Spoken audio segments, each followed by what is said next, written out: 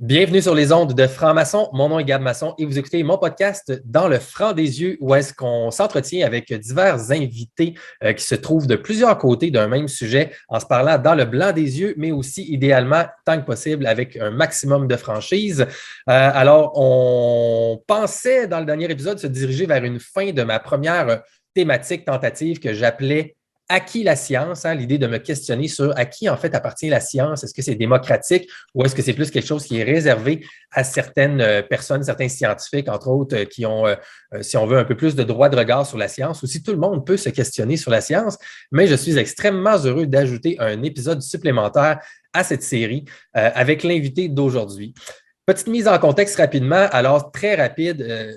Une des choses qui me fascine avec la question de à qui appartient la science, c'est les liens, bien sûr, entre la science et les camps politiques qu'on connaît depuis très, très longtemps, entre autres avec la question des changements climatiques, mais ça s'est accéléré quand même relativement de façon notable dans les 2 dernières années avec la question de la pandémie et les camps précédents politiques, donc qui étaient effectifs dans la question des changements climatiques, pour faire une catégorie, si on veut, générale, qui est un peu de la caricature, mais c'est quand même ça qu'on a comme catégorie d'imbriquer un peu dans notre psyché au fil des 15 dernières années ou 20 même. Donc, les gens plus à tendance conservatrice et tout ça, réfractaires ou réactionnaires, étaient des gens qui étaient dans le déni de la science des changements climatiques et le côté plus progressif de gauche, on pourrait qualifier ça de façon générale, là, ici, était plus ouvert à accepter la notion de la science des changements climatiques. Alors ça a comme créé une espèce de clivage politique associé avec la science. C'est quelque chose que j'ai toujours trouvé fascinant parce que, de mon point de vue, en tant que personne qui s'intéresse à ce qu'on peut appeler la méthode scientifique, pour moi, la science ou la méthode scientifique, ça n'a pas vraiment de camp politique. Tu sais, la méthode, c'est la méthode et ça t'amène à une conclusion qui doit être la plus proche de la réalité possible, peu importe tes opinions politiques. Maintenant, avec la pandémie, il s'est passé quelque chose d'intéressant, c'est qu'il y a eu encore un clivage politique associé à la science, donc de la pandémie. Alors, ce qui était autrefois dans la question des changements climatiques, comme étant des réactionnaires ou fermaient la science climatique, sont devenus un peu les complotistes, si on veut, par rapport à la science pandémique, ou des gens qui refusaient l'existence du virus, qui étaient dans le déni, donc, de la réalité du SARS-CoV-2 et de la pandémie de coronavirus, de COVID-19. Et de l'autre côté, on a les gens qui étaient encore une fois, qui acceptaient donc la réalité scientifique. Et on a vu à l'intérieur de ce clivage qui s'est poursuivi avec un changement de paradigme scientifique, mais avec toujours les deux mêmes factions politiques. On a vu certains personnages donc, qui ont pu se trouver d'un côté de la science et de l'autre côté de la science, donc que ce soit de la celle des changements climatiques versus de celle de la pandémie. Et ça va être le cas de notre invité d'aujourd'hui que je vais présenter dans un instant. Juste avant, petite mention, je veux vous dire merci si vous êtes là ici, que ce soit en vidéo sur YouTube ou une autre chaîne ou également à l'audio uniquement dans le podcast. Merci d'être là. C'est pour des gens qui sont là tels que vous que je fais ça ici. On est une petite foule sympathique qui suit le show dans le franc des yeux. Alors, je vous dis en toute franchise, ça me fait plaisir que vous soyez là et je vous invite bien sûr à aimer, commenter, partager et si vous restez jusqu'à la fin et que ça vous parle, il y a également des options pour supporter le show si c'est quelque chose qui vous intéresse. Maintenant, je vais passer au moment crucial, c'est-à-dire de vous présenter mon invité d'aujourd'hui. Un homme qui ne laisse personne indifférent quand il est question de la science depuis peut-être les 10 dernières années, je dirais, dans le personnage public québécois, dans le personnage médiatique également. C'est un séismologue à la retraite depuis environ 10 ans, justement. Il a étudié la séismologie et la géophysique pour mener une carrière très productive, entre autres, avec ses travaux qui ont été effectués dans la région de Charlevoix-Kamouraska et également au Burkina Faso dans la région du Sahel. Il demeure très actif depuis sa retraite. Ça fait donc environ 10 ans qu'il est retraité, comme je le disais. Il demeure très actif, entre autres, avec la section régionale, je crois, de Québec et Chaudière-Appalaches, en lien avec l'Ordre des ingénieurs du Québec, également avec la Société d'art et d'histoire de Beauport dans la région de Québec. Et bien sûr, On a la grande chance ou la malchance, pour certains, qui sait, de l'entendre comme chroniqueur nous partager ses opinions sur la science et certains phénomènes culturels et sociaux sur les ondes de la radio saguenayenne CKAJ. Et dès le 19 janvier 2022 également, il sera à l'Alternative 96.9 CMJD de Lévis. Mais pour l'instant, il nous rejoint ici dans le franc des yeux. Alors, faites trembler tout le monde vos plaques tectoniques biologiques pour m'aider à accueillir mon invité, le seul et l'unique Rénald Duberger. Monsieur Duberger, bonjour et bienvenue à Dans le franc des yeux. Bonjour Gab, merci de me recevoir dans ton studio virtuel. Oui, c'est ça, le studio qui est le studio partagé par tout le monde depuis 2 ans, le studio Zoom.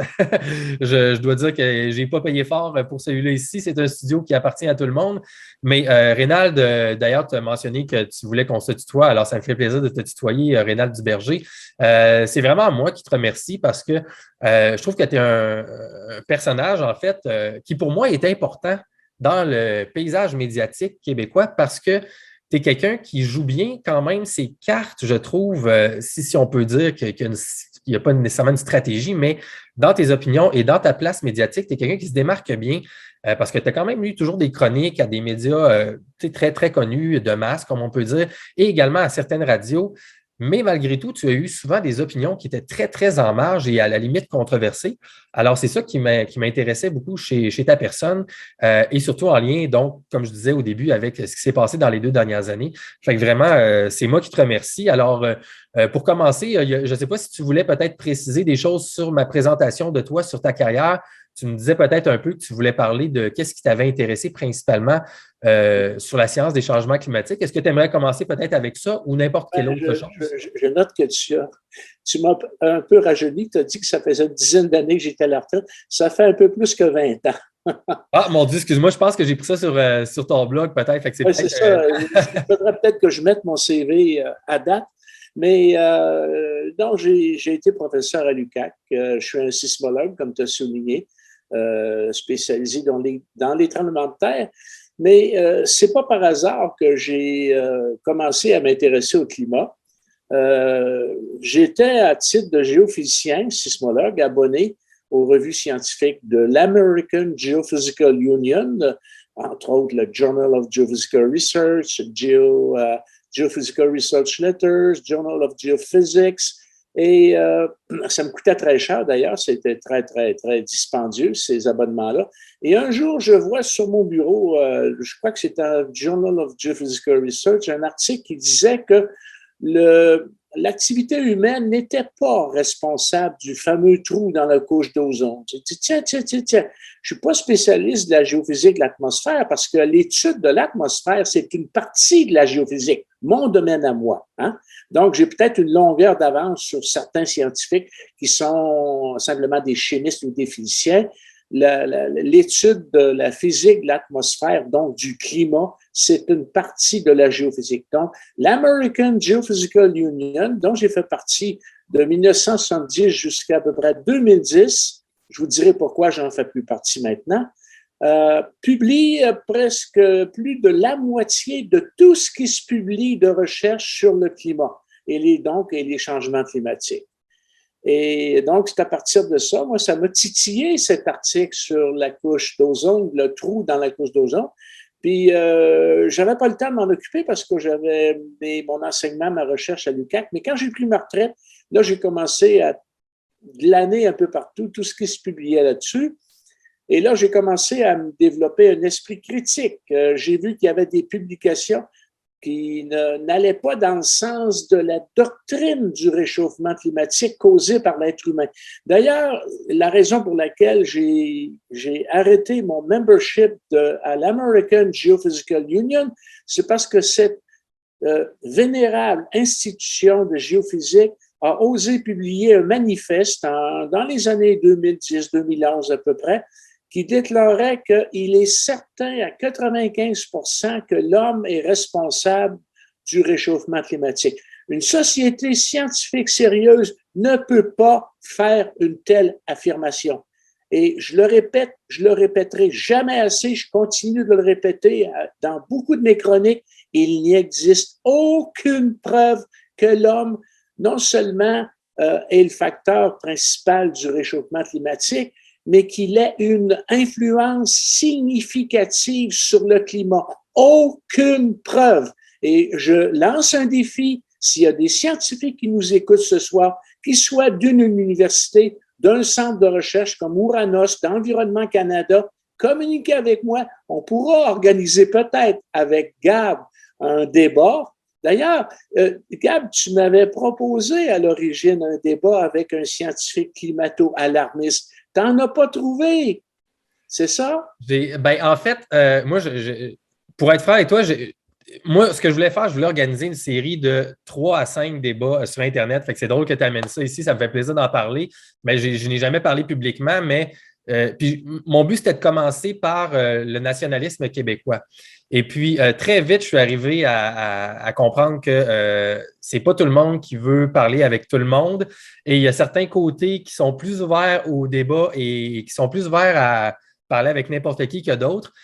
Et dans le côté nationaliste, moi, je m'intéressais à des gens un petit peu plus alternatifs qui sont prêts à parler de la question de la démographie, entre autres, et tout ça. Et puis, qui m'ont dit, parfait, si tu trouves quelqu'un, let's go. Et puis, j'ai jamais réussi à trouver des gens pour les affronter.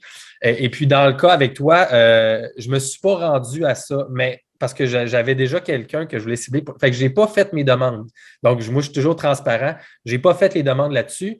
Je me suis dit, je vais attendre un petit peu. Je vais essayer peut-être de continuer avec le podcast pour commencer. Et puis, si jamais plus tard, plus d'expérience, le podcast devient un petit peu plus sérieux, peut-être que je pourrais passer avec M. Duberger ici.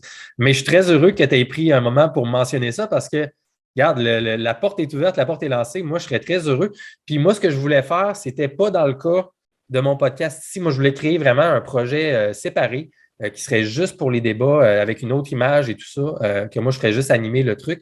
Donc, pas dans le titre de mon podcast. Alors, en effet, si jamais il y en a, gardez, contactez-moi ou contactez M. Duberger. Puis moi, mon but, ce serait vraiment, en fait, de faire la promotion du débat comme ça ici, puis d'agir en tant qu'agent neutre, tu sais, qui est capable de faire la médiation entre les deux côtés et tout ça. Moi, j'adorerais faire ça. Fait que merci beaucoup de le mentionner. Sait-on jamais, peut-être que la perche ou que le poisson pourrait se faire mordre par un prédateur, je ne sais pas.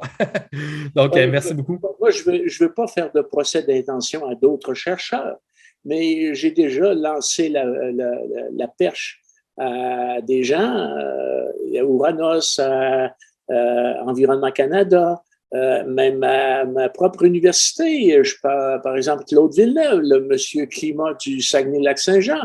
Et puis, ils ont refusé. Et ils m'ont quasiment tassé en disant « Oh, c'est pas la peine de débattre, c'est un climato-sceptique avec… Voilà. C'était dit avec un certain mépris. Nous, on possède la science, puis lui, c'est même pas la peine de discuter avec lui.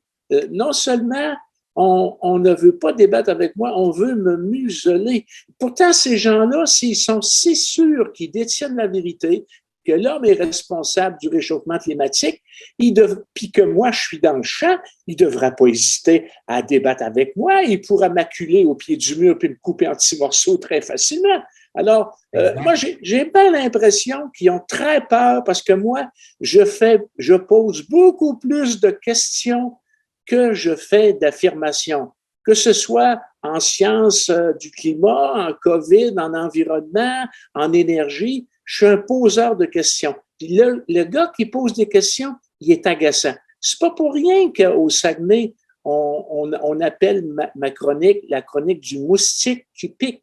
Parce que j'ai une amie, Myriam Segal, que probablement tu connais, hein, qui est animatrice de radio. Je connais son nom, mais je ne la connais pas, là. Bon, elle m'a comparé au moustique qui réussit à traverser le moustiquaire la nuit, puis qui vous bourdonne autour de l'oreille.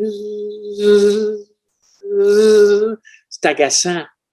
C'est un peu moi, ça, parce que je pose des questions. Je ne fais pas très peu d'affirmations, mais aux gens qui font des affirmations, je pose des questions embêtantes.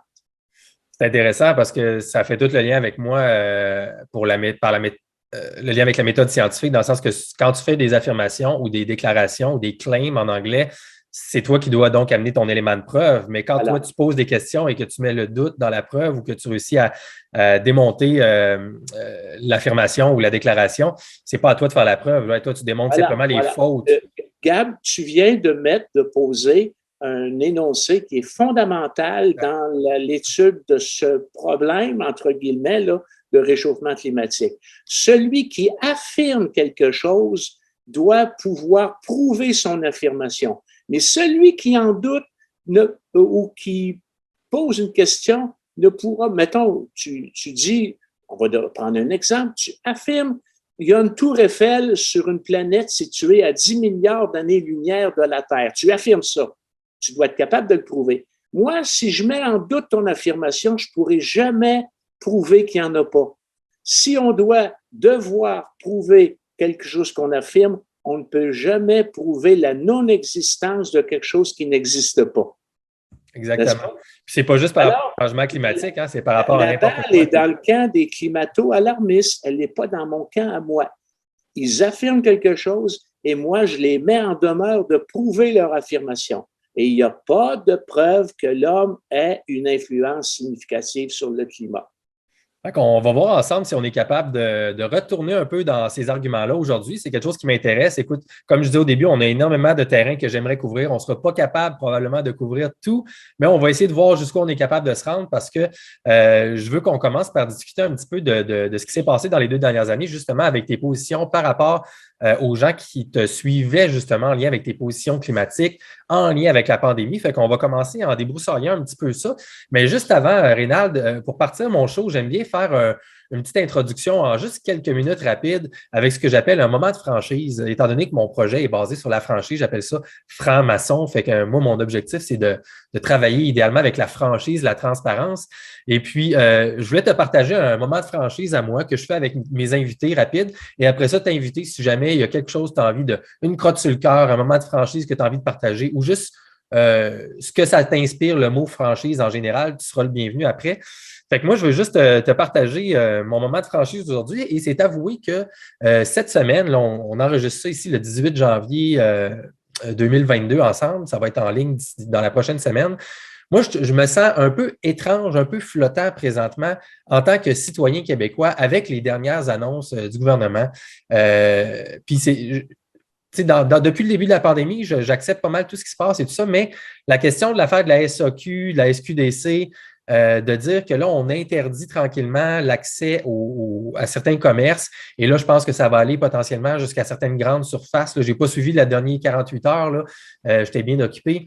Parce que des gens n'ont pas accepté un traitement médical. Là, pour moi, tu vois, là, je me sens étrange par rapport à ça. Que là, c'est comme si on met une certaine partie de la population dans une case un peu à part ici sur le fait qu'ils ne prennent pas un traitement médical là-dessus, qui est quelque chose qui, pour moi, dans mon histoire personnelle, comment j'ai toujours vu ça, l'idée d'être progressiste, puis d'être ouvert au monde, puis de comprendre la réalité de l'individu face au collectif, c'est que, bon, ben, mon corps, mon choix, c'est une des choses fondamentales avec lesquelles, en tout cas, moi, mes valeurs personnelles étaient bien alignées, même si je comprends l'idée du bien collectif aussi par rapport à quelque chose comme une maladie infectieuse et tout ça. J'ai beaucoup de doutes là-dessus, puis je n'ai pas nécessairement de conclusion, d'opinion à transmettre, mais je me sens un peu dubitatif par rapport à ce qui se passe et je ne suis pas certain que je suis en accord vraiment du tout avec ces conclusions-là que notre gouvernement met et ces mesures sanitaires. Fait que je voulais te partager ça parce que je me dis, c'est où que ça va aller après? C'est quoi la ligne? Si après ça, c'est les grandes surfaces dans 1 ou 2 semaines, ça va être quoi après? Y a-t-il une ligne là-dessus? Sur quoi on se base pour ces décisions-là? Fait que je me sens pas très bien là-dedans. Fait que c'est mon moment de franchise, Rénal. Fait que je ne sais pas si ça t'inspire quelque chose que tu aimerais partager avec nous. Ça peut être totalement en lien avec d'autres choses ou juste Oui. qu'est-ce que ça t'inspire, la franchise. Je te laisse la parole un petit instant. Je vais me comporter en scientifique, en professeur, et je vais te poser des questions parce que je suis un poseur de questions. C'est rare que quelqu'un qui est interviewé pose des questions à celui qui l'interviewe, mais c'est pour te faire réfléchir. Ah, mais là, tu vas twister un peu là, mon moment de franchise, Ouais. Colin. Tu vas me le retourner contre moi, c'est ça? Vas-y, vas-y. On va s'entendre sur le fait que cette question de COVID, de virus, de vaccins, de médicaments, de traitements possibles contre la maladie, est une question 100% scientifique. On est d'accord avec ça?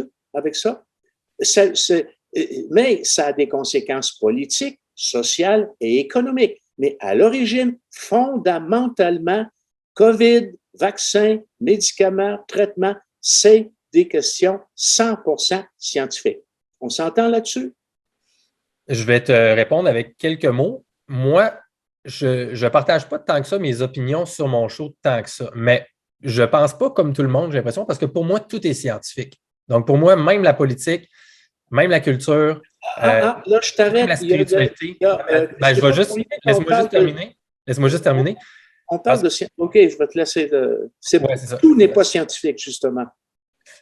Right. Ben, ça dépend ce qu'on veut dire par scientifique. Donc, pour moi, il y a la méthode scientifique. Et moi, c'est ça qui m'intéresse. Et pour moi, la méthode peut être appliquée à n'importe quoi dans la vie, que ce soit le matériel, l'immatériel, le politique ou purement la chimie ou la sismologie. Donc, moi, je fais la différence entre la méthode et ce qu'on appelle la science en tant qu'établissement et données recueillies dans une base de données qui considère la science, mettons, de la chimie. Alors, moi, c'est comme ça que j'aborde les choses et je sais que je ne suis pas le seul. Donc, il y a différentes factions, même à l'intérieur du domaine scientifique. Donc, pour moi, je suis d'accord avec ce que tu viens de dire à 100%, dans le sens que pour moi, tout est une question scientifique. Bon, OK. Ayant admis que la COVID, les vaccins, les médicaments, le traitement, c'est une question scientifique, tu as fait des choix en matière de comportement vis-à-vis de cette pandémie, cette épidémie-là. Hein? Comment toi, tu vas te comporter? Vas-tu obéir au dictat du gouvernement? Vas-tu tenter de t'y soustraire? Vas-tu être d'accord ou pas d'accord avec ce que le gouvernement t'oblige de faire? C'est des choix que tu as faits. Ensuite, tu as choisi de te ne pas ou de te faire vacciner ou de ne pas te faire vacciner. Tu as fait un choix, OK? Je vais te poser la question. Sur quelle connaissance, vu que c'est scientifique, as-tu basé tes choix? Première question. Deuxième question, où es-tu allé chercher cette information scientifique? Troisième question, quelle est la qualité et la crédibilité de cette information scientifique que tu as utilisée pour faire tes choix? Parce que ton émission présentement, là, ça s'appelle « À qui la science ». Hein? Est-ce que c'est aux citoyens, aux chercheurs, aux deux, à tous les citoyens ou à une partie des citoyens? Alors, je te pose ces trois questions-là. Quelle information scientifique es-tu allé chercher? Où l'as-tu prise? L'as-tu prise sur une station de radio? Hein? Ou à Radio-Canada, à TVA, dans les médias? Ou as-tu fouillé sur Internet pour aller chercher de l'information? Qu'est-ce que tu as fait, Gab? Bien, évidemment, mon cas personnel n'est pas du tout représentatif de la population. Donc, tu sais, ces questions-là, évidemment, c'est propre à chacun. Ouais. Donc, tout le monde va avoir certains différents canaux d'information qui vont être uniques à lui selon ses champs d'intérêt, ses sources et à quel point il désire rechercher ou se fier juste aux médias principaux. Donc, si tu me demandes la question juste à moi personnellement, ben moi, c'est un mélange de tout. En fait, c'est un mélange de lire, d'écouter les médias de masse, d'écouter les conférences du premier ministre en lien avec les recommandations de la santé publique.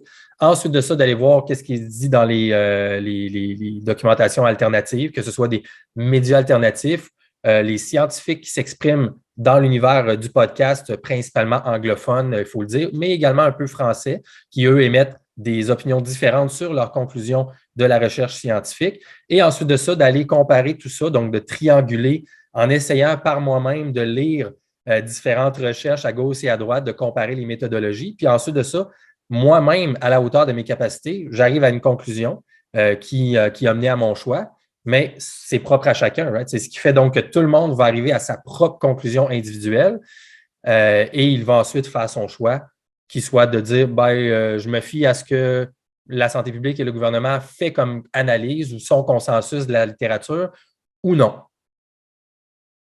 Oui, en fait, tu corresponds à peu près à la moyenne des gens qui ont plané un peu autour de. Mais combien de gens sont allés chercher l'information scientifique de qualité? Celle qui est publiée dans les centaines de journaux scientifiques qui traitent de médecine, comme Lancet, Ouais, oui, je le sais, Lancet, ils sont fait pogner les culottes à terre en publiant un article sur des millions qu'ils ont publié, mais là, les gens qui sont covido-sceptiques sont sautés comme des rapaces là-dessus. Ils ont dit Lancet discrédité. Il y a quand même New England Journal of Medicine, il y a des revues anglaises, britanniques, il y a des revues dans tous les pays médicaux. Et puis, cette information-là, si les auditeurs veulent la prendre en note, elle est disponible, elle est publique sur Internet. Vous allez sur le site de Science, publié par AAAS, American Association for the Advancement of Science, qui est une institution plus que centenaire. Vous allez trouver là-dessus toutes les ressources, toutes les publications qui concernent la COVID, les vaccins, les médicaments, les traitements, l'évolution des groupes de population. C'est des milliers d'articles scientifiques et les articles qui sont là vous donnent où aller chercher dans Lancet, dans New England Journal of Medicine, ce qui a été publié. Bien sûr, ce n'est pas à la portée de tout le monde. Il faut quand même d'abord parler anglais, puis il faut ensuite avoir une certaine base en sciences. Mais c'est quand même là qui est la seule information scientifique crédible, de qualité sur la COVID. Si vous faites comme moi je suis abonné, ça coûte 31 $ canadiens par année. Mais c'est là que je vais chercher mon information qui dit oui, c'est sérieux ou non, c'est pas sérieux. En fait, c'est pas juste moi ce qui m'est dicté par nos politiques au point de presse ou par Radio-Canada ou par TVA ou par les radios qui fait que je prends telle décision par rapport à telle autre. Mon comportement par rapport à la COVID, puis les choix que j'ai faits en tant que vacciné, parce que je suis vacciné. Mais il y a des choses qui sont certaines. Moi, je suis tanné d'entendre des choses de la part de gens qui n'ont aucune formation scientifique. Le vaccin, ça ne t'empêche pas de l'attraper, ça ne t'empêche pas de le transmettre. C'est vrai, mais c'est une demi-vérité. Le vaccin atténue sensiblement ta capacité d'attraper le virus, puis il atténue aussi sensiblement ta capacité à le propager. Mais ça, ils ne le disent pas. Les covido-sceptiques ne le disent pas. Et on peut déboucher sur la façon dont certains de mes auditeurs m'ont discrédité parce qu'ils ont pensé que le climato-sceptique que j'étais était aussi un covido-sceptique. Non, messieurs, dames, ça marche, la science ne marche pas comme ça. Et moi, je ne vais pas flatter les auditeurs pour avoir de l'auditoire. Je suis un scientifique. Même si mon message sur la COVID, vous ne l'aimez pas, vous ne faites pas votre affaire, j'ai pas l'intention de me prostituer puis de flatter une partie de l'auditoire de la radio québécoise qui, en fait, je viens de découvrir, Gab. Attends un petit peu, juste, si tu permets, Rénald, juste avant qu'on saute directement là-dedans, j'ai quand même un ou deux petits points rapides que je veux sur ce que tu viens de dire avant qu'on saute le pont. Parce que d'un côté, c'est vrai ce que tu as dit, qu'au niveau de la littérature, c'est là qu'il y a la vraie information. C'est dans les journaux publiés et tout ça. Mais d'un autre côté, comme j'ai discuté avec certains de mes anciens invités aussi, il ne faut pas non plus, je pense, négliger le fait que il y a des études publiées là-dedans aussi qui ont démontré qu'une immense partie des études publiées dans les journaux revus par les pairs ne sont pas reproductibles non plus. Right? Donc, même à l'intérieur de ce qu'on appelle la meilleure information possible, il y a une grande partie des études qui s'avèrent ne pas être reproductibles et donc ne pas satisfaisant la méthode scientifique, alors que quand ils sont reproduites, finalement, on démontre que les études n'étaient probablement pas bien faites ou qu'il y a des erreurs méthodologiques là-dedans. Mais je ne parle pas de la COVID, mais juste en général, dans les journaux scientifiques, il y a aussi des choses à prendre avec des pincettes à l'intérieur de ça. C'est pour ça que moi… C'est l'article de Lancet à propos de la chloroquine de professeur Raoul, par exemple. C'est ce que tu viens de citer. Non, je parle parce que je ne me souviens plus. Là, il y a l'éditrice de un des… Mon Dieu, c'est parce que là, je m'excuse, je ne peux pas aller dans les détails, je ne me souviens plus des titres à bout de doigt. Là.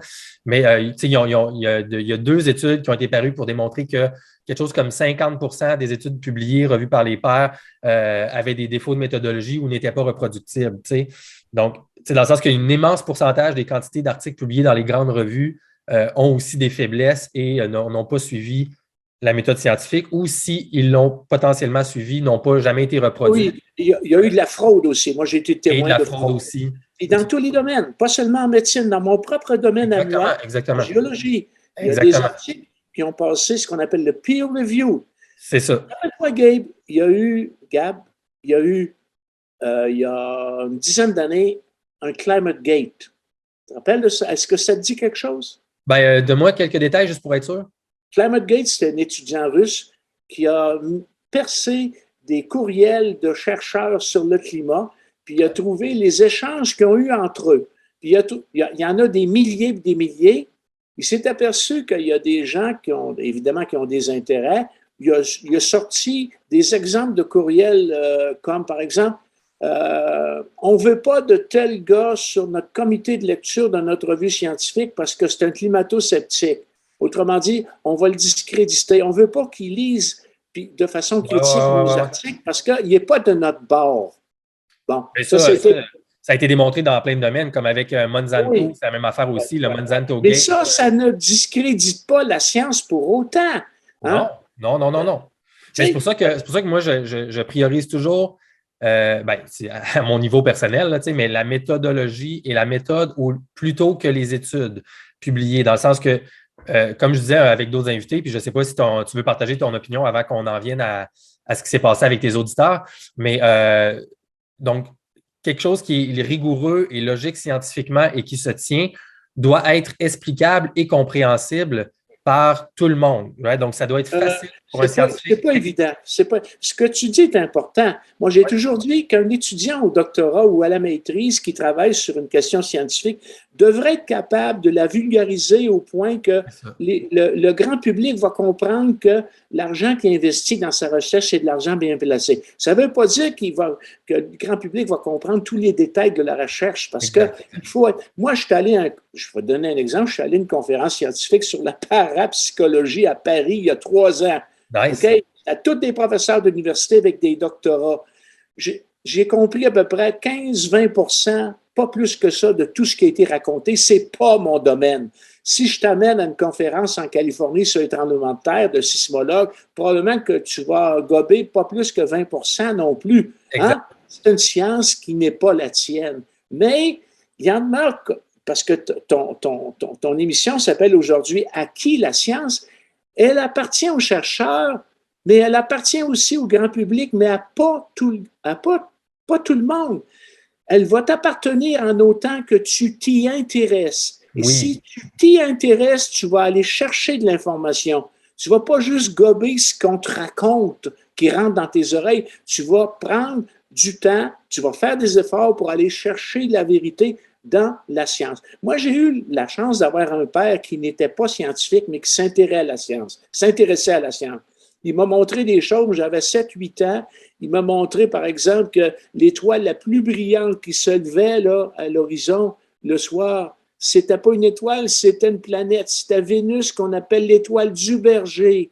Ça m'a toujours resté dans la tête. Un jour, il arrive avec l'horloge, le pendule qu'il avait fait ajuster chez le bijoutier. Il dit, Rénal, un jour, cette pendule-là, ça va t'appartenir. Mais si tu déménages en Afrique, à l'équateur, il va falloir que tu abaisses le pendule. Puis si tu déménages au nord, chez Koutimi, chez Bougamo, il va falloir que tu montes le pendule. Puis là, il m'expliquait pourquoi. Parce que la pesanteur varie selon la latitude, pour 2 raisons. Quand tu es à l'équateur, la Terre étant aplatie, tu es plus loin du centre de la Terre, la gravité est plus faible. Puis elle est plus faible aussi à cause de la force centrifuge qui tend à t'attirer vers l'extérieur. Tandis que quand tu es près du pôle, c'est le contraire. J'avais 7 ans, puis j'ai compris ça. Puis quand j'ai enseigné à l'université un cours qui s'appelle Physique du globe, imagine, je donnais 45 heures de cours sur l'intérieur de la Terre. Quand j'arrivais au chapitre sur la gravité, je citais toujours l'histoire de mon père qui m'avait expliqué ça.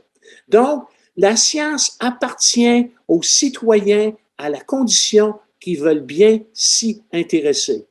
C'est un excellent point, Rénal, puis merci d'avoir apporté ça parce que je ne pense pas que c'est quelque chose que j'avais mentionné parce qu'en effet, il faut s'y intéresser.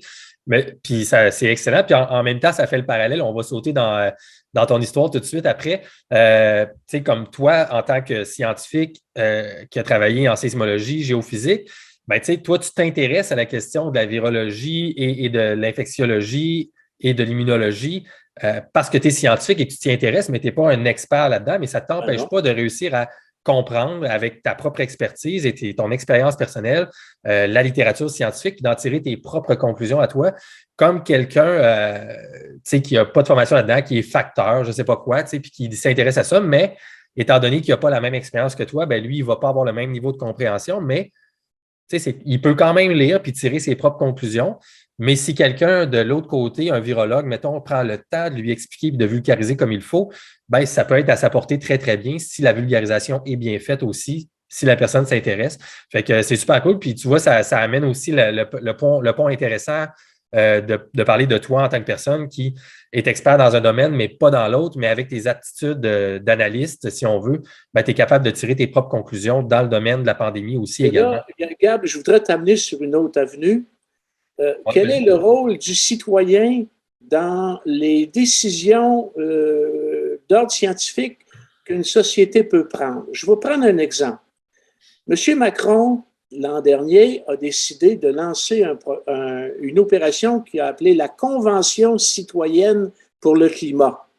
Est-ce que ça te dit quelque chose? Oui, mais je n'ai pas lu le document, là, mais je sais, j'ai entendu. Là, Comment ils ont procédé? Ils ont pris le téléphone, ils voulaient avoir à peu près 200 personnes, 200 citoyens qui représentaient en gros ce que les Français pensent de la question climatique, hein, du changement climatique. Ils ont pris le téléphone, ils ont appelé à peu près 2000, 3000 personnes. Êtes-vous intéressé à participer à une opération qui va s'appeler la Convention citoyenne pour le climat? On veut savoir ce que pensent les Français du changement climatique. Beaucoup de personnes ont dit non, ça ne m'intéresse pas, clac, ils ont raccroché. Ceux qui ont répondu oui, ça m'intéresse. Moi, je pense qu'ils étaient très intéressés parce qu'ils pensent que c'est un problème. Donc, ils se sont retrouvés avec une centaine ou peut-être 200, là, je ne sais pas combien ils sont, citoyens français que le gouvernement français pense représenter l'opinion moyenne générale des Français sur le climat. C'est pas vrai! Ils ont ramassé des gens qui étaient intéressés à la question parce qu'ils sont sûrs que la planète est en train d'être détruite à cause de nos émissions de gaz à effet de serre. Cette convention-là ne vaut absolument rien. Mais pourtant, c'est là-dessus, sur les conclusions de cette Convention citoyenne sur le climat, que M. Macron édicte ses règlements, ses lois en matière de changement climatique. C'est grave, ça. c'est super intéressant. Si on ramasse un paquet de gens et on dit vous êtes représentatif de tout ce que la population pense sur le climat, c'est pas vrai. Parce qu'il y a bien des gens qui pensent que le changement climatique, c'est pas un problème. Puis moi, je vous le dis, c'est pas un problème. Je l'affirme. Le manque d'eau potable dans le monde, il y a 1,5 milliard d'êtres humains qui n'ont pas accès à de l'eau potable. Nos déchets urbains, qu'est-ce qu'on fait avec ça? Hein? On est en train, il y a des capitales comme Mexico, comme Londres, comme Paris. Qu'est-ce qu'on fait avec les déchets qu'on génère? La faim dans le monde. Il y a des millions de personnes qui crèvent de faim chaque année parce que leurs récoltes sont dévastées par des insectes et puis ils n'ont pas accès. Enfin, bref, on n'est pas trop nombreux. On n'est pas vraiment trop nombreux. C'est qu'on ne sait pas faire de l'agriculture qui est suffisamment abondante pour nourrir tous ces gens-là.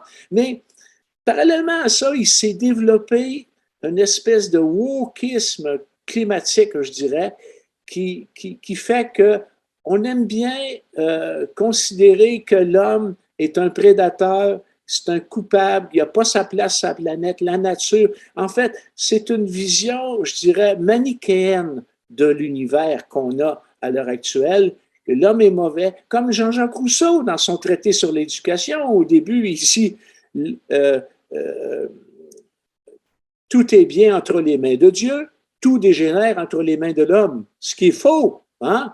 Moi, quand j'allais dans les écoles parler du climat, je disais aux enfants, parce qu'on leur dit jamais ça, tout ce que vous mangez, les belles grosses fraises de l'île d'Orléans, le gros épi de blé d'Inde sucré que vous avez à l'automne, là, Hein? C'est pas Dieu qui a créé ça, c'est pas la nature, c'est l'être humain. Ce sont les mayas par hybridation à partir d'un petit épais de maïs pas mangeable qu'on donne aux poules en France. Ils ont développé par croisement ces magnifiques gros épis de maïs sucrés qu'on mange, les grosses fraises sucrées de l'île d'Orléans à partir des petites fraises sauvages sûres. C'est l'homme qui a créé ça. Hein? La viande que nous mangeons, le bétail qu'on a élevé, c'est l'homme qui a fait ça. Toutes les espèces végétales, puis les fleurs qui nous entourent, c'est tout artificiel. C'est l'homme qui a fait ça. C'est pas la nature. C'est pas vrai que l'homme détruit la nature. L'homme a un effet bénéfique sur la nature. Puis là, on peut en arriver au CO2. Le CO2, c'est pas de la pollution, c'est de l'engrais. Ben, attends un petit peu, parce que là, tu m'amènes sur une piste intéressante. Puis là, écoute, je vais ouvrir une parenthèse, mais sens-toi à l'aise de la refermer aussi vite avec une réponse très courte. Mais ce que tu viens de me dire, moi, c'est quelque chose qui me passionne énormément. Alors, qu'est-ce qu'on veut dire par la notion de Dieu, right? Parce qu'il y a tout, bon, tu as la notion de Dieu comme le Dieu de la Bible et tout ça, un être en tant que tel qui vit avec une barbe, etc., là, un Dieu personnel, mais tu as aussi la question que Dieu, c'est plutôt l'énergie totale de l'univers, right? L'énergie cosmique qui est comme la nature au complet, qui sont les lois naturelles, etc. Et dans ce que tu viens de dire, right, de dire qu'un épi de blé d'Inde de Neuville, mettons, bien gros et bien juteux, c'est l'homme qui a amené ça, mais je pourrais amener une parenthèse de faire une différence entre deux processus, deux mécanismes, encore une fois, deux méthodes, de dire que d'utiliser la méthode naturelle de croisement, donc de faire croiser selon les lois naturelles des épis entre eux et tout ça, c'est d'utiliser le mécanisme de Dieu, entre gros guillemets, mais d'un autre côté, on pourrait faire la même chose avec les organismes génétiquement modifiés et donc là, de créer des organismes qui sont artificiels, qui n'auraient jamais été, qui ne seraient jamais survenus par croisement naturel, right? Donc, est-ce que tu vois une différence là-dedans de ton côté? Les OGM. Exactement. Est-ce que tu vois une différence là-dedans? Est-ce que tu crois que les OGM, est-ce que tu as peur des OGM? Personnellement? Oui. Si j'ai peur des OGM. Donc, si je te dis que l'huile de canola, là, qui est l'huile de colza, qu'on utilise en cuisine au Canada, là, c'est de l'huile OGM.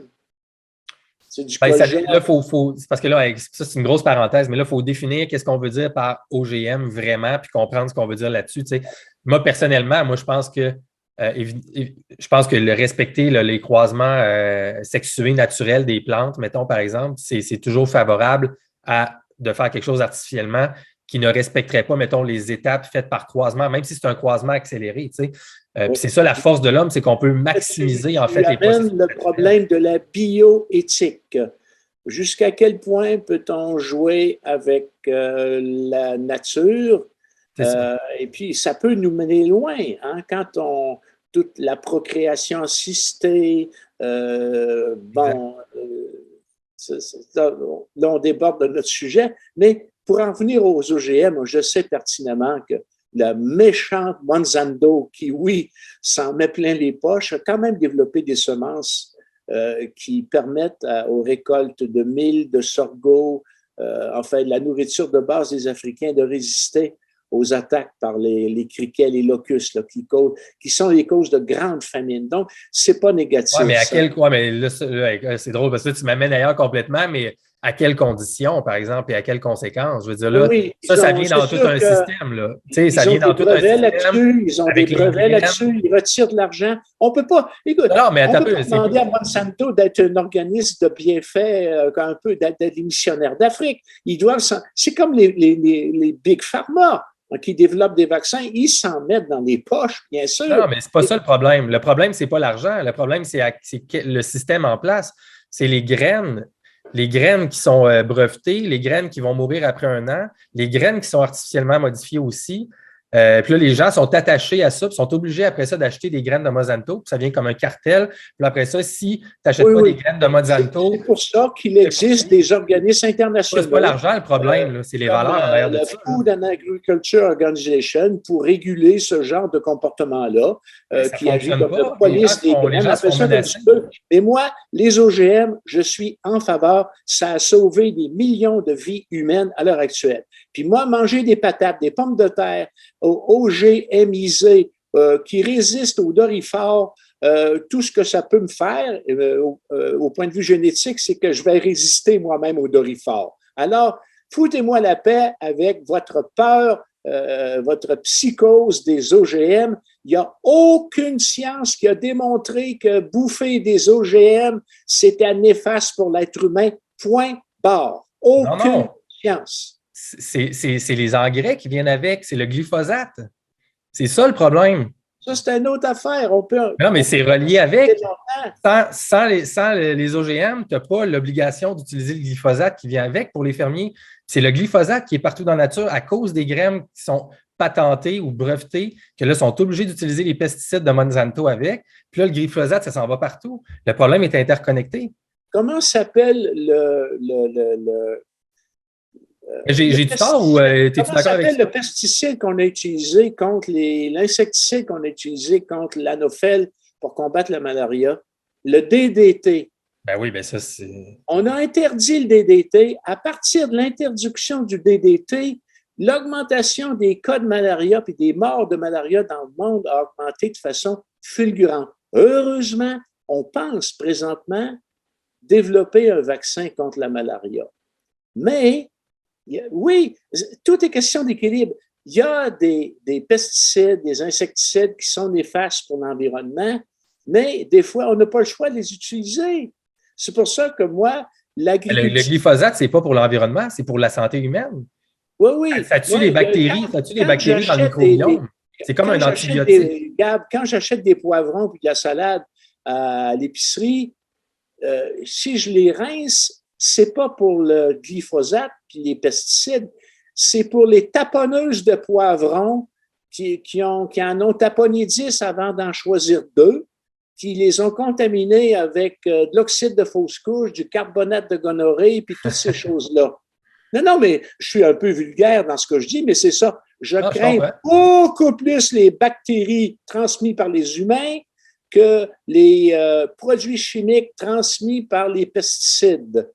Moi, de l'azote qui est nécessaire pour engraisser, je préfère que ça provienne d'une compagnie chimique que du crottin d'un animal. Puis, si ça provient du crottin d'un animal, c'est bio. Hey, les gens, on capote quand ils voient le mot bio. Ah, bio! Moi, je suis un géologue. Si, avec mes amis géologues, on décidait de déterminer qu'une propriété, elle est géo. Si tu as une roche qui affleure sur ta propriété, là, tu as un affleurement rocheux, ta propriété est géo. Elle double de valeur. Elle est géo. Il y a des gens qui croiraient à ça. Tu peux vendre de l'eau minérale bio si tu veux, si tu mets bio dessus. Hein? Ça, je suis d'accord. Mais là, c'est toute l'industrie marketing, etc.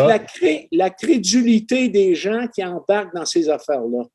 Ben, il y a quand même 2 niveaux là-dedans parce qu'à la base, je veux dire, avant que Big Ag ou les grosses corporations agriculturelles, d'agriculture et de ferme et tout ça, et alimentaires, c'est ça, je cherchais, se saisissent du mouvement organique et bio pour infiltrer ça. Puis à cette heure, les étiquettes bio, ça ne veut quasiment plus rien dire, mais voilà 10 ans, il y avait quand même des structures plus strictes au niveau du bio. Il y en a encore aujourd'hui, mais il faut connaître lesquelles. Ou est-ce que tu sais que là, tu n'auras pas de glyphosate qui a été appliqué, puis ça va être juste des engrais naturels dont toi, tu sembles ne pas être fan. Personnellement, moi, je suis pas mal plus fan de tout ce qui a été travaillé par justement les lois naturelles que quelque chose de chimique. Mais pas dans le sens que tout ce qui est fait en laboratoire, je suis contre, au contraire, mais c'est que toutes les lignes covalence et puis les molécules, les électrons de valence, en tout cas, peu importe, là, mais tu sais, toute la structure des molécules, si c'est breveté, ça veut dire que ça a été altéré en quelque part, que ce soit juste par un lien en quelque part ou quelque chose comme ça, la molécule n'est pas pareille. Fait que ça, à l'intérieur de soi, ton corps, il n'y a pas nécessairement les mécanismes. Je suis un poseur de questions, Gab.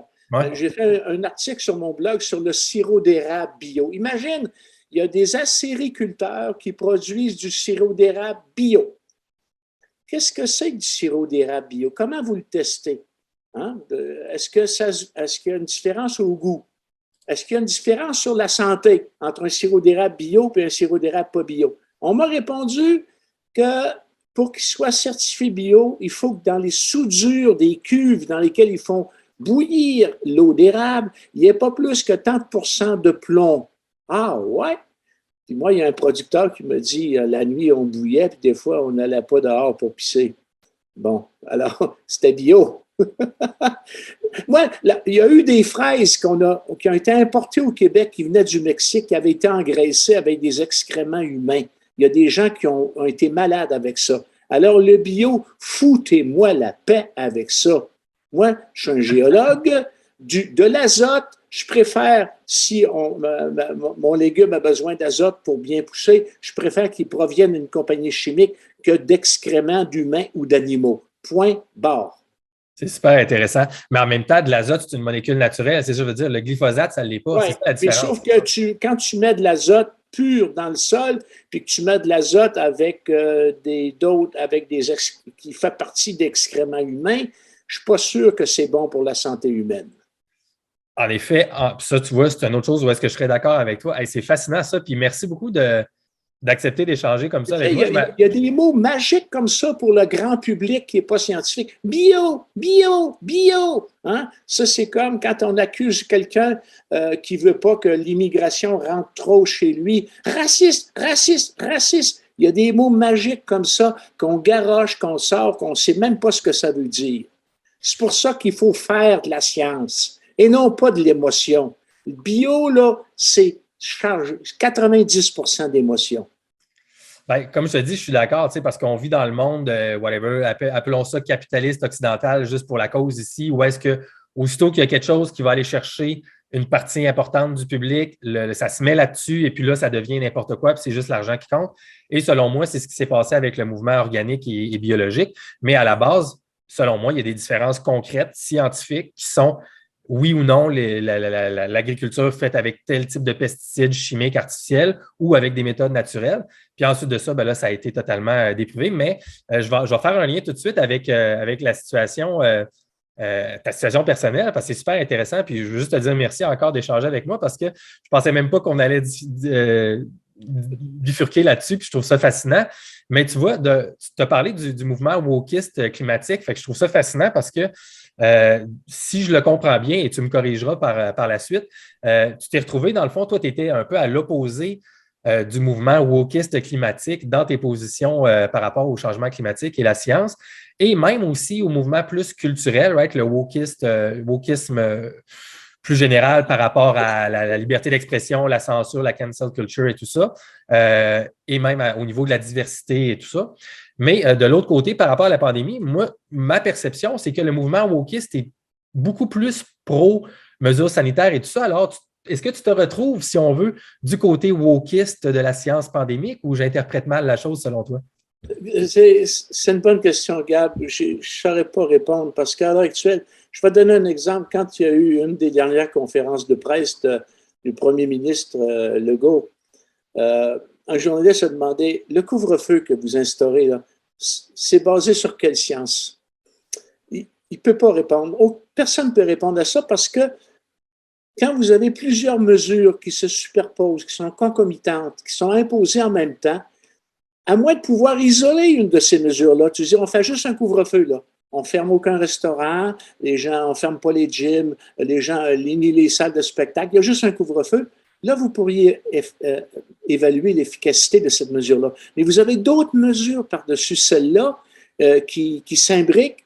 Donc, si vous ne pouvez pas isoler une cause, vous ne pouvez pas en évaluer les effets. Donc, la question ne pouvait pas être répondue. On ne peut pas. Mais moi, je répondrais à ça. Si vous dites toute mesure qui diminue la circulation des gens, les contacts entre les gens, puis la durée de ces contacts-là est une mesure bénéfique. Mais il faut ensuite se poser la question, quel est le bénéfice de cette mesure-là par rapport aux inconvénients qu'elle va entraîner? Hein? Y a-tu des gens qui aiment se rencontrer après 10 heures entre amis pour prendre de la bière jusqu'à 2, 3 heures du matin? Oui. Et vous brimez les libertés de ces gens-là. Est-ce que c'est grave comparé au nombre de cas que vous allez ne pas avoir ou même de vies que vous allez sauver avec cette mesure-là? Hein? Est-ce qu'on peut répondre à cette question-là? Malheureusement, non, parce qu'il y a d'autres mesures superposées à celle-là qui sont concomitantes que vous ne pouvez pas isoler. Mais ce que je viens de te dire là, tout ce qui diminue la mobilité des gens, les contacts entre les gens, et puis la durée de ces contacts-là est une mesure bénéfique pour empêcher le virus de se propager. Ça, c'est scientifique, ce que je viens de te dire là. Ben, c'est logique, évidemment, quand tu Ah oui, c'est considères la logique. notion C'est de pas contestable. c'est ça, quand tu considères la notion du germe qui se propage, de la contagiosité de tout ça, ça fait du sens. Moi, je comprends ça. Mais Quand combien est-ce que de tu ça es. va sauver, on ne sait pas. On ne sait pas. Right, exactement.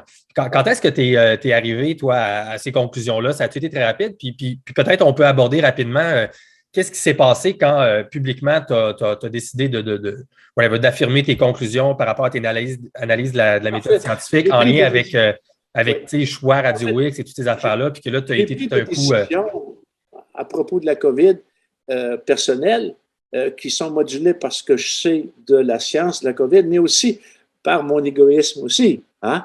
Ça me touche-tu beaucoup? Moi, je suis un retraité, je ne sors pas. Hein? Je ne suis pas actif, je ne travaille pas, je n'ai pas de contact avec les... Très peu. Je sors une fois par semaine chercher mon courrier à boîte à mal, puis peut-être faire un tour à la pharmacie, à SAQ, mais je n'ai pas vraiment de contact avec des travailleurs, avec des collègues. Donc, je suis beaucoup moins menacé. Par contre, je suis plus vieux. Hein, je vais avoir 77 ans bientôt. Je suis dans la tranche de la population qui est, si je pogne le COVID, ça peut être plus grave qu'un jeune de 25 ans. Hein? Donc, les décisions que j'ai prises en matière de vaccins et de comportement sont modulées par ça. Ce que j'appelle le gros bon sens, mais aussi la grosse bonne science, la logique. Et il y a bien des gens qui ont mis la science de côté, qui ont regardé juste leur cas personnel, en quoi ça les contrarie les mesures que le gouvernement leur impose. Et ça, c'est vraiment dommage parce que une pandémie, une épidémie, c'est pas une affaire comme la variole ou la tuberculose. Là. Si tu décides de te faire vacciner, c'est pas juste pour te protéger toi, mais c'est aussi pour protéger les autres, ceux qui t'entourent. Il y a un aspect de compassion là-dedans. Hein? Jusqu'à quel point tu es sensible, tu es conscient que tu fais partie d'une société, tu es un citoyen, et puis que ton comportement vis-à-vis une pandémie a des conséquences sur la santé des autres, pas juste sur ta santé à toi. Il y en a qui n'ont pas cette conscience-là, mais je pense que la majorité des citoyens, on le voit parce que on est parmi une des sociétés les plus vaccinées au monde, avec peut-être les Français qui nous battent à 92%, nous je pense 90%, mais il y a encore des personnes âgées qui ne sont pas vaccinées. Puis là, qu'est-ce que le gouvernement attend pour aller les chercher, pour aller chez elles les vacciner? Hein, ces gens-là, souvent, ne peuvent pas se déplacer dans des centres de vaccination. Moi, c'est les non-vaccinés que je trouve non coupables. Parce qu'ils n'ont pas le choix. Ils ne peuvent pas y aller. Ils sont trop vieux, ils sont handicapés, ils ne peuvent pas se déplacer. Il faut aller vers ces gens-là. Il y en a en France, puis il y en a ici aussi. Donc, il faut d'abord régler ce problème-là. Mais je n'ai pas de solution. Moi, je pense que la pandémie va se régler, comme toutes les autres pandémies, va s'atténuer tranquillement. Ceux qui vont l'attraper vont avoir développé une espèce d'immunité. Mais c'est pas vrai que cette immunité conférée par le fait que tu l'as attrapé est meilleure que celle conférée par le vaccin. C'est pas vrai, ça. C'est pas scientifiquement prouvé. Mais il y a beaucoup de gens qui disent ça. Je l'ai attrapé, je suis mieux protégé que si j'avais une shot de vaccin. C'est faux. Puis quand tu as sorti ça dans les derniers mois, dernières années, est-ce que ça a été, je ne sais pas, je dirais difficile ou à ton niveau personnel, whatever, émotif, quelque chose comme ça, de voir qu'il y avait beaucoup de gens qui, je ne sais pas, est-ce qu'on peut dire qu'ils t'ont tourné le dos ou qui t'ont critiqué fortement pour ça, Oui. Ou au contraire, est-ce que ça a été difficile? Il y en a beaucoup qui m'ont tourné le dos. Il y en a beaucoup qui ont été déçus de moi parce que quand je parlais du climat, la science du climat, j'arrivais à la conclusion que ce que le gouvernement imposait pour le climat n'était pas juste, n'était pas basé sur de la science. Hein? Ça leur faisait plaisir.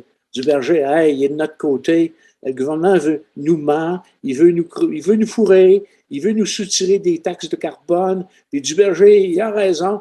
Mais la science que j'avais exposée, ça ne les intéressait pas pantoute, pourvu que j'arrive à la conclusion politique qui les intéressait.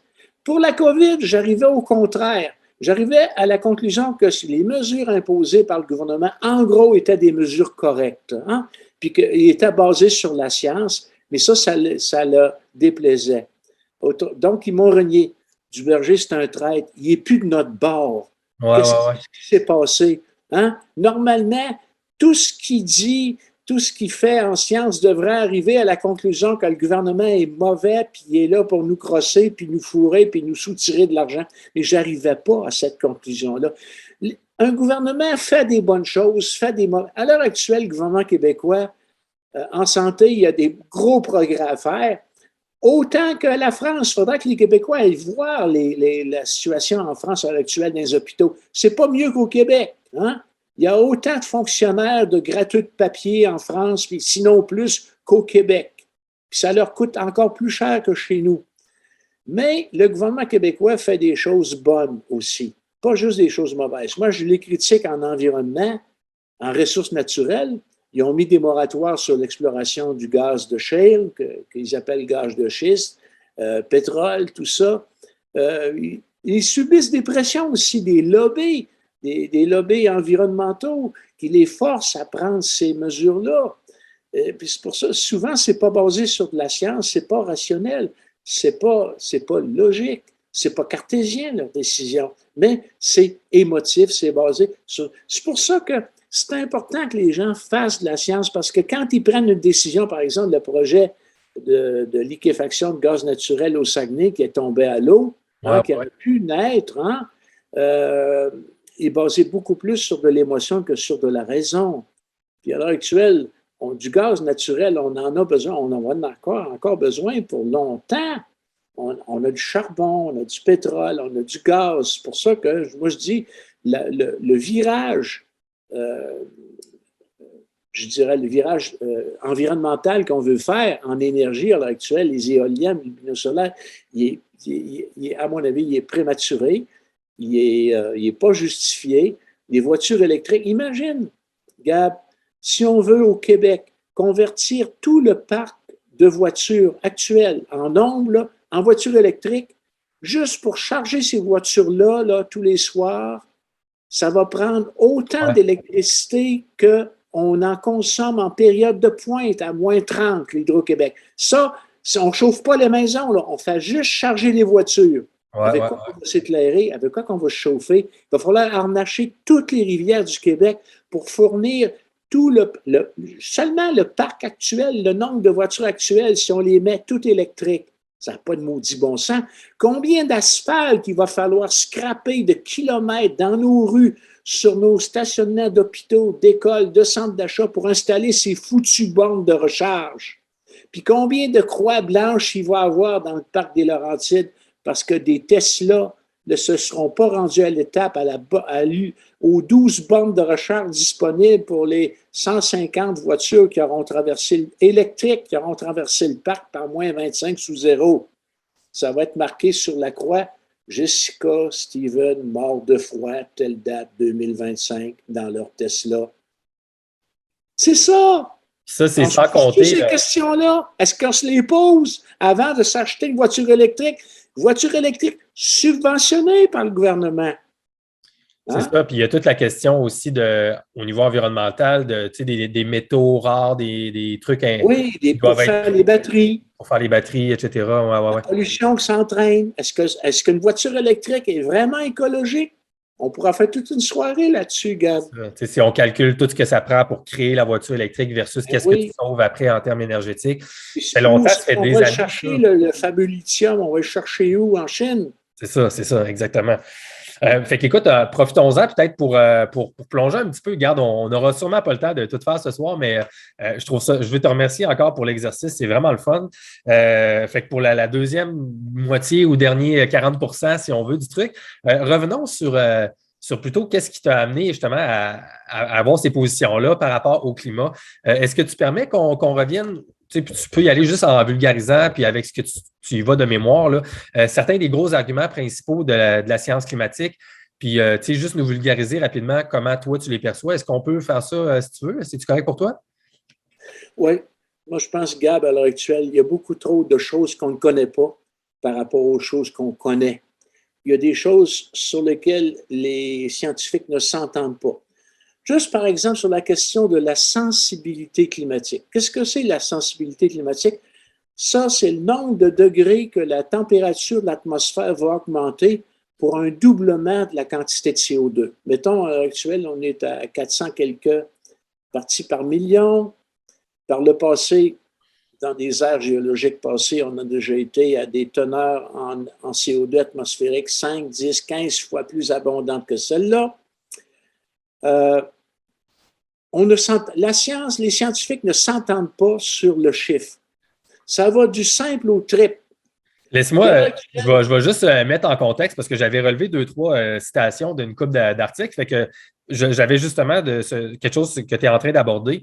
Fait que, tu sais, pour mettre les gens, mettons, en contexte, s'il y en a qui ne sont juste pas familiers avec ça, il y avait le GIEC, là, qui est le groupe intergouvernemental d'experts sur le climat, qui avait conclu, ça fait longtemps, là, j'imagine que c'est encore le cas, que la hausse justement des gaz à effet de serre responsable de l'augmentation de 0,85 degrés Celsius de la température moyenne de la planète de 1880 à 2012. Puis là, c'est ça, je me demandais comment ça se mesure, justement, ça, 0,85 degrés. C'est quand même précis pour quelque chose à la grosseur de la planète comme ça ici. Puis là, ça fait un lien avec ce que tu dis. Il disait qu'avant 1750, on avait des concentrations dépassant qu'on avait des concentrations de 280 parties par million, maintenant qu'on dépasse les 400 parties par million, juste en termes de CO2, qui était donc une augmentation de 40 fait que ça, c'est comme des chiffres que beaucoup de gens ont entendu parler lors des dernières 15-20 ans ici.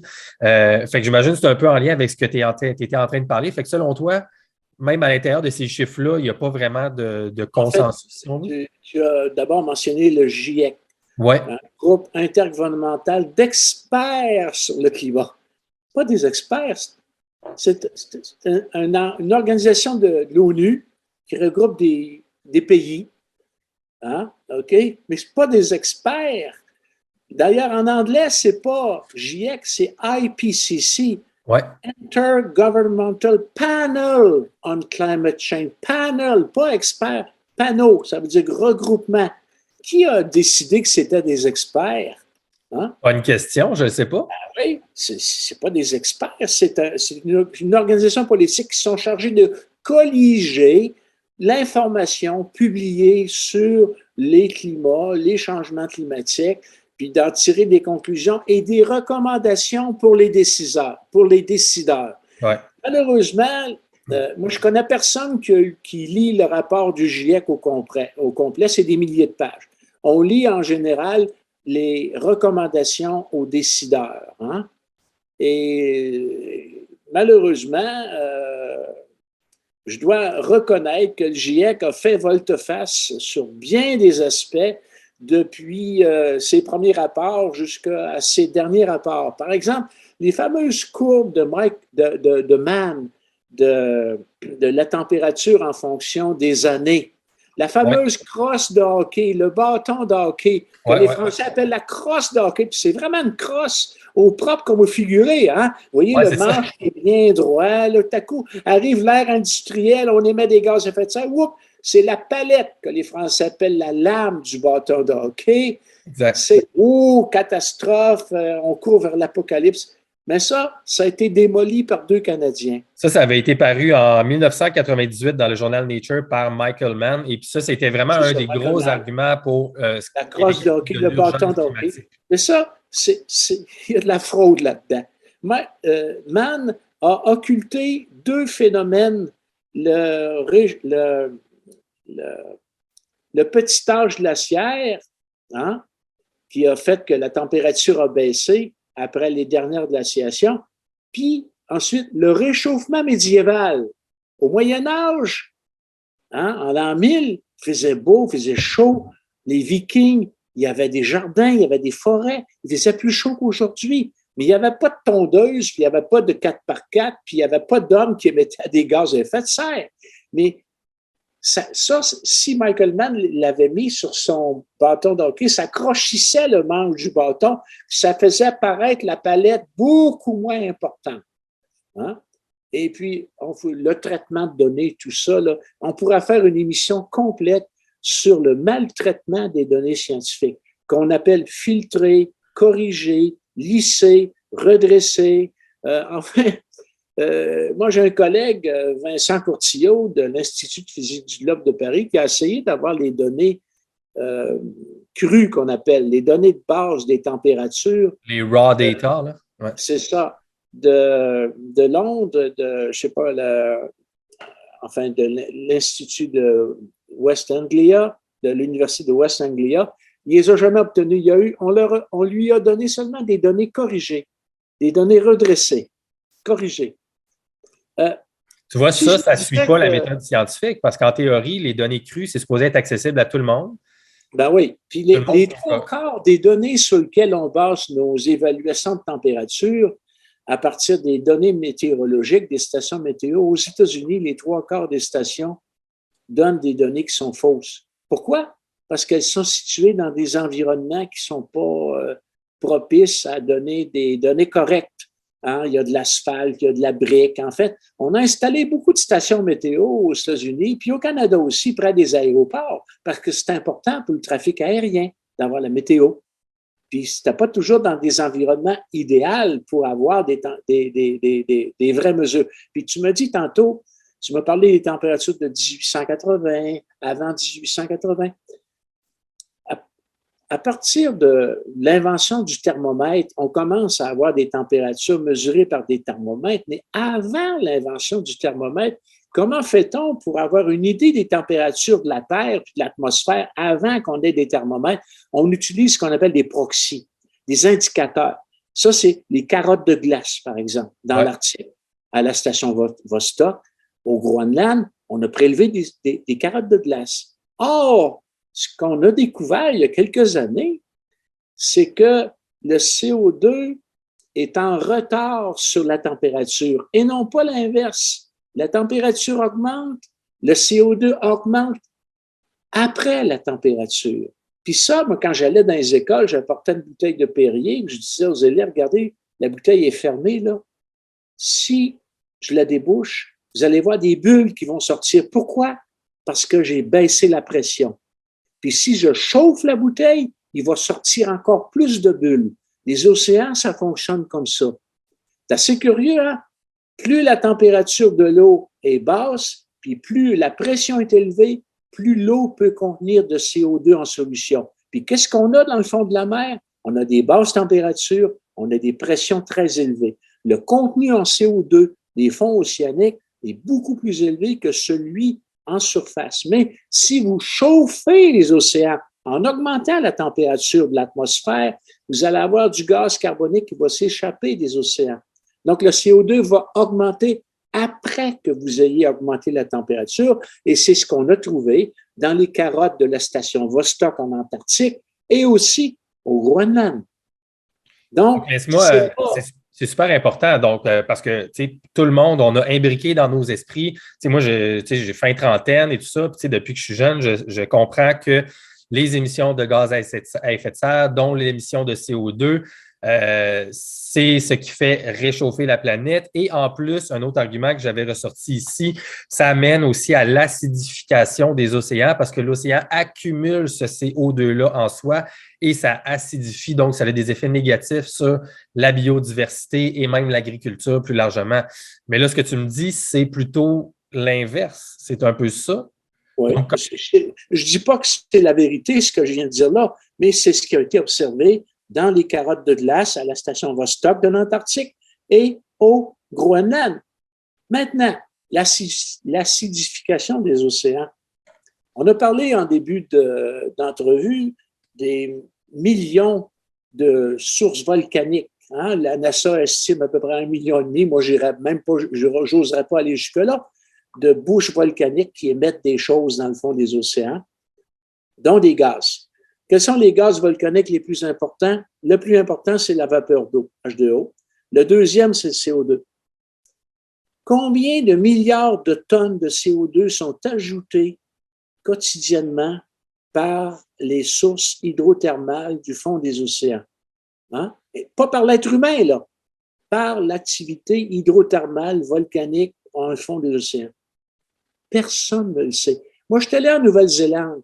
J'ai pris un vol d'hélicoptère pour aller jusqu'à White Island, qui est un des volcans les mieux monitorés au monde. Chaque jour, les volcanologues, les géochimistes vont prélever des échantillons, mesurent la quantité de vapeur d'eau, de CO2 qui sort de différentes bouches autour du volcan.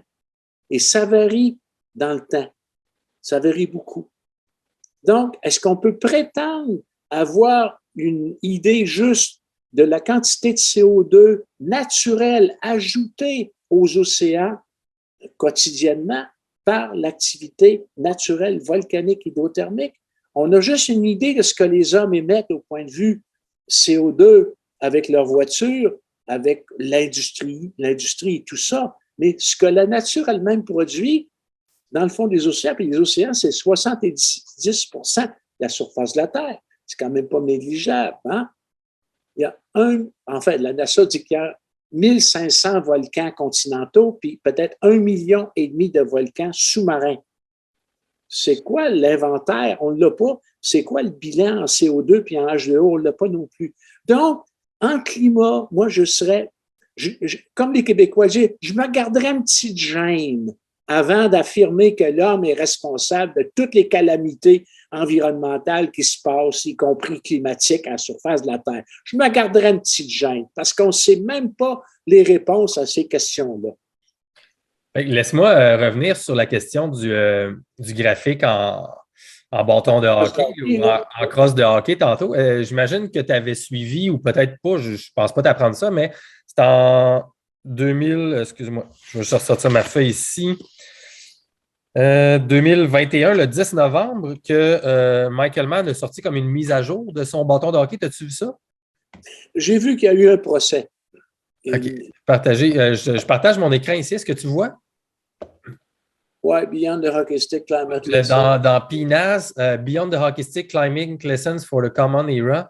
Là, tu vois, c'est Michael Mann qui a republié ça dans Nature le 28 septembre. 28 septembre ici. Là, lui, tu vois, il semblerait qu'il ait refait une analyse et tout ça encore plus détaillée, et que son hockey stick est encore plus pire finalement que celui de 1998. Il y a eu un procès. Je dois te dire, Gab, que moi, j'ai plus ou moins confiance en Nature et même à la AAAS que je t'ai mentionné tantôt, là, qui publie ça, parce que ce sont des revues scientifiques qui sont extrêmement climato-alarmistes. Leur lit est fait en matière de climat et ils ont tendance à filtrer les informations qui ne font pas leur affaire. Et je sais qu'il y a eu un procès entre des scientifiques et Michael Mann à propos de... D'ailleurs, cette crosse de hockey-là, qui est fausse, là, celle que je t'ai montrée tout à l'heure, elle figure toujours dans nos manuels scolaires de secondaire 3, ou secondaire 4, secondaire 5. Là, je sais plus oui. Moi, d'ailleurs, j'ai fait... Combien de parents vont prendre le temps d'aller voir ce qui s'enseigne à leurs enfants dans les écoles au point de vue scientifique? Moi, il y a une dizaine d'années, je suis allé à l'école secondaire que j'ai fréquentée, Samuel de Champlain à Québec, à la bibliothèque. Je suis allé sortir, j'ai dit, donnez-moi les livres de sciences que vous utilisez comme manuel au secondaire. J'ai passé une partie de l'été à regarder ça, puis j'ai trouvé des choses inquiétantes là-dedans. Il n'y avait pas juste de la science, il y avait de l'idéologie. Il y avait des phrases dans un manuel de sciences là, qui était, je dirais, à la limite de l'endoctrinement, où on faisait quasiment pleurer les jeunes en leur disant que les ours polaires vont crever. Tu vois, il y avait une photo d'un petit ourson là, sur son glaçon qui dérivait. Là. C'est à cause de l'auto du 4x4 de votre père là, que cet ourson-là va mourir. Tu sais, on jouait sur les sentiments des enfants. Puis il y avait évidemment, en milieu de la page, la fameuse crosse de hockey là, de Michael Mann. Puis ça figure encore dans les manuels de vos enfants au secondaire. Combien de parents vont regarder les travaux qui sont soumis à leurs enfants en matière de sciences, puis questionner? Moi, j'ai la fille d'un de mes collègue scientifique, un grand scientifique, un ingénieur, Christian Gerondeau, à Montréal. Elle a 3 enfants, elle a des triplets. Elle leur a dit, bon, c'est pas vrai ce qu'ils vous racontent là. Puis elle leur a donné des arguments pour dire, regarde, c'est pas vrai. Mais quand vous allez écrire vos devoirs puis vos examens, dites que c'est vrai si vous voulez avoir une bonne note. Elle a fait comprendre à ses enfants qu'il y avait une vérité scientifique, mais ce n'est pas celle qui leur est enseignée dans leur école. Puis que la vérité qu'on leur enseigne, ils n'ont pas à la questionner s'ils veulent avoir des bons points. Mais s'ils veulent être des citoyens allumés, critiques, là, ils doivent se questionner. Mais gardez ça pour vous autres. Dites-le pas à vos professeurs. Surtout, ne vous obstinez pas avec. Si vous voulez avoir... On est rendu là dans nos écoles au Québec. Il y a des parents qui sont plus réveillés que les autres, qui questionnent ce qui est enseigné à leurs enfants, ils réalisent que leurs enfants sont endoctrinés, et puis leur parlent, leur disent, on vous a raconté ça, mais là, on est en train de vous convaincre que l'homme est un prédateur, c'est un destructeur de la planète, et puis ça, c'est pas de la science. Ça, c'est pas raisonnable, c'est pas rationnel, c'est pas correct. Mais si vous voulez avoir des points, il faut répondre ce que le prof vous a demandé de croire. Ça, c'est super intéressant. Tu sais, moi, je n'ai pas d'enfant, fait que je ne connais pas la situation en tant que telle dans les écoles parce que je ne l'ai pas confronté. Mais au-delà même de si tu sais, ce que tu dis est vrai par rapport à tes conclusions scientifiques, mettons, c'est triste en soi, peu importe le domaine scientifique, l'idée de dire que des enfants auront plus certaines notes ou pas selon une conclusion faite à l'avance à la place que plutôt sur leur démarche. Tu sais, l'idée même un enfant qui dirait quelque chose de différent, en tout cas qui aurait une bonne démarche intellectuelle et tout ça, tu sais, devrait avoir des bonnes notes si sa démarche est intelligente et rigoureuse. Tu sais, en tout cas, c'est complètement fou. Cette idée-là, ça me fait penser à toute la notion du cours éthique et culture religieuse, toute cette affaire-là en même temps. Là, tu sais, il y a comme un espèce de côté là, tu sais, où est-ce que si tu ne dis pas les bonnes conclusions, puis si tu n'adhères pas à la bonne formule. Je dirais, Gab, c'est un problème tellement grave que moi, dans les quelques rares écoles qui ont osé m'inviter pour présenter mon point de vue, il y a des professeurs courageux quand même qui savent qu'il faut que leurs élèves soient exposés aux 2 côtés de la médaille, aux 2 versions, parce qu'il y a 2 versions. Il n'y a pas de consensus dans la communauté scientifique. C'est pas vrai qu'il y a 95% des scientifiques qui sont d'accord que l'homme est la cause du réchauffement. C'est pas vrai. On a une institution internationale qui s'appelle Clintel, dont je suis l'ambassadeur pour le Canada français. On est maintenant pas loin de 1000 membres, tous scientifiques ou ingénieurs, avec des gens, il y a des prix Nobel là-dedans, puis on remet en question ce dogme du réchauffement climatique causé par l'être humain. Donc, il n'y a pas de consensus dans la communauté scientifique sur le réchauffement climatique. Il y a quelques professeurs courageux qui m'ont invité. Puis quand dans leur école j'étais présent, je sentais de l'hostilité de la part de leurs confrères, de leurs collègues, parce que ce gars-là avait osé inviter Duberger, l'apostat, l'hérétique, hein, qui va aller contaminer l'esprit des jeunes de leur école. Hein? On est rendu là. Je suis un peu comme Éric Zemmour en France. Ouais. Qui est non seulement qui est considéré comme un infréquentable, un diabolisé, un sulfureux. C'est les épithètes que la gauche utilise envers les gens qui ne partagent pas leur opinion. Non seulement on n'est pas d'accord avec toi, mais on ne veut même pas que tu exprimes ton opinion. Moi, mon message sur le climat, il n'est pas haineux, il n'incite pas les gens à détester d'autres personnes. Il veut juste présenter un revers de médaille. Je veux montrer aux gens les courbes du GIEC là, qui prévoient qu'en l'an 2100, ça va être 3 à 4 degrés de plus qu'aujourd'hui. Mais les vraies données, les observations par satellite, par ballon-sonde démontrent que ce n'est pas 3 à 4 degrés, c'est à peine 1 degré de plus que maintenant qu'on aura en 2100. Ce sont les données qui contredisent les prédictions du GIEC. Je n'ai pas le droit d'aller dire ça aux jeunes des écoles. C'est super intéressant. Puis c'est comme tu dis, c'est triste ça. Puis moi, c'est vraiment cette idée-là comme par exemple par rapport à la pandémie et tout ça. Moi, je pense que visiblement, si on échangeait là-dessus longuement, moi, je suis probablement pas d'accord avec toi sur certains trucs, mais moi, mon plaisir, c'est justement de pouvoir échanger respectueusement puis de parler avec quelqu'un avec qui je ne suis pas d'accord.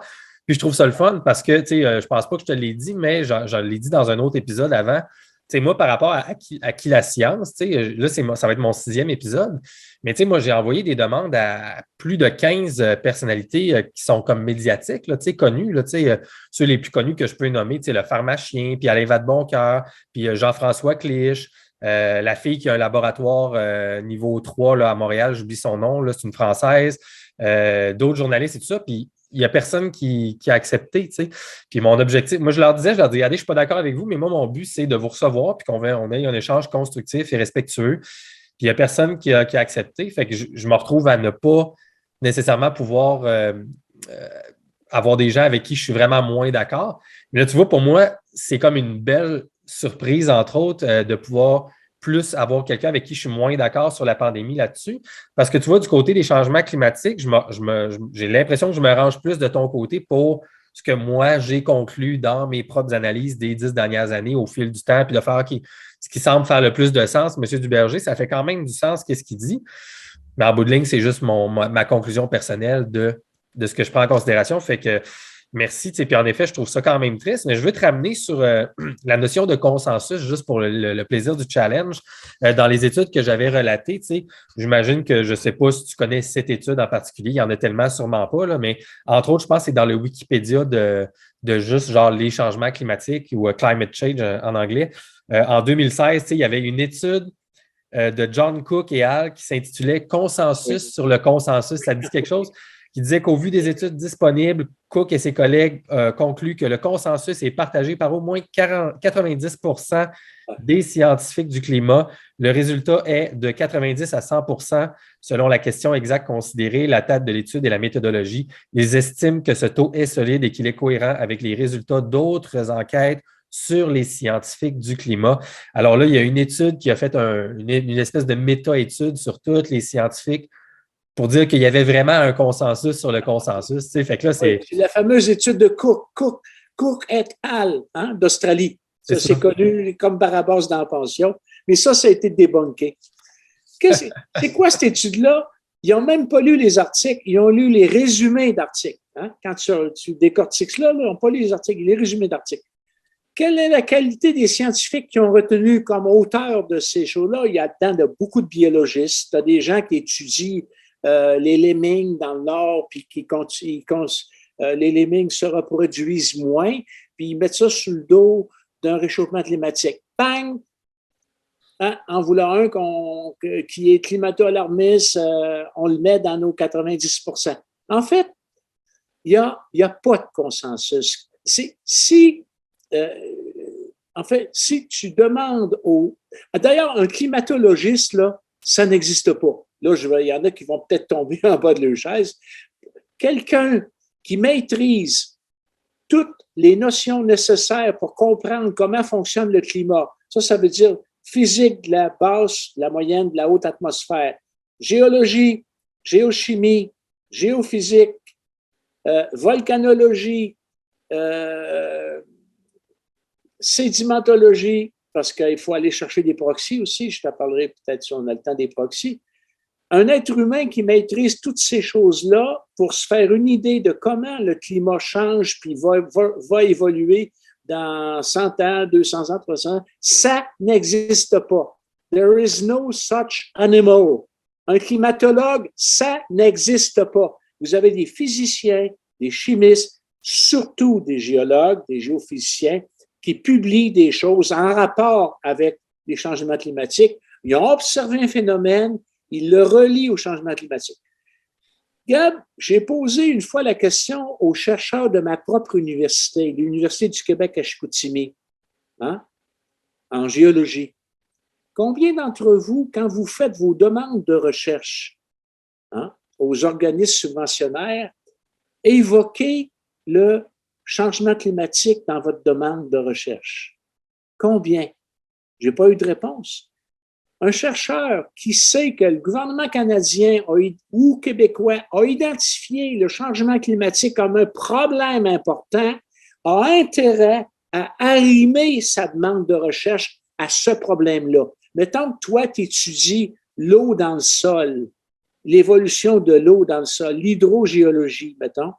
Tu as intérêt à relier la problématique de ton sujet au réchauffement climatique, puisque c'est un élément qui a été identifié comme une vérité par ton gouvernement subventionnaire. Exact. Donc, j'arrive au problème de la poule aux œufs d'or climatique.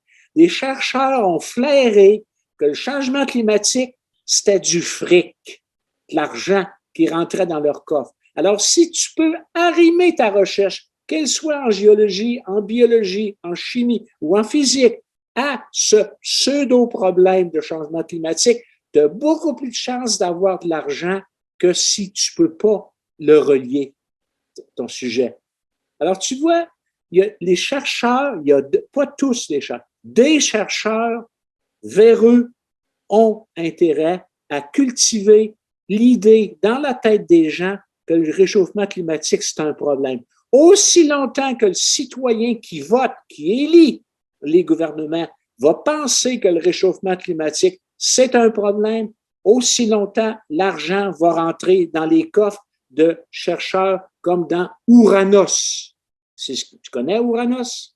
Oui, ben, tu sais, je connais l'institution, puis qu'est-ce qu'ils font, c'est quoi leur mission. On vient de les sauver in extremis, là. Le gouvernement leur a donné je ne sais pas combien de millions pour les maintenir en vie, mais ces gens-là ne veulent pas me parler parce que j'ai des questions à leur poser, j'ai des comptes à leur demander au nom de mes concitoyens. Tous les millions qu'on vous a donnés, ça a donné quoi? Ça a-tu changé le climat? Ça a-tu apporté du bien-être aux citoyens? Quand un chercheur va soutirer de l'argent de ses concitoyens pour faire de la recherche, il y a des comptes à rendre. Est-ce que ces gens-là rendent des comptes?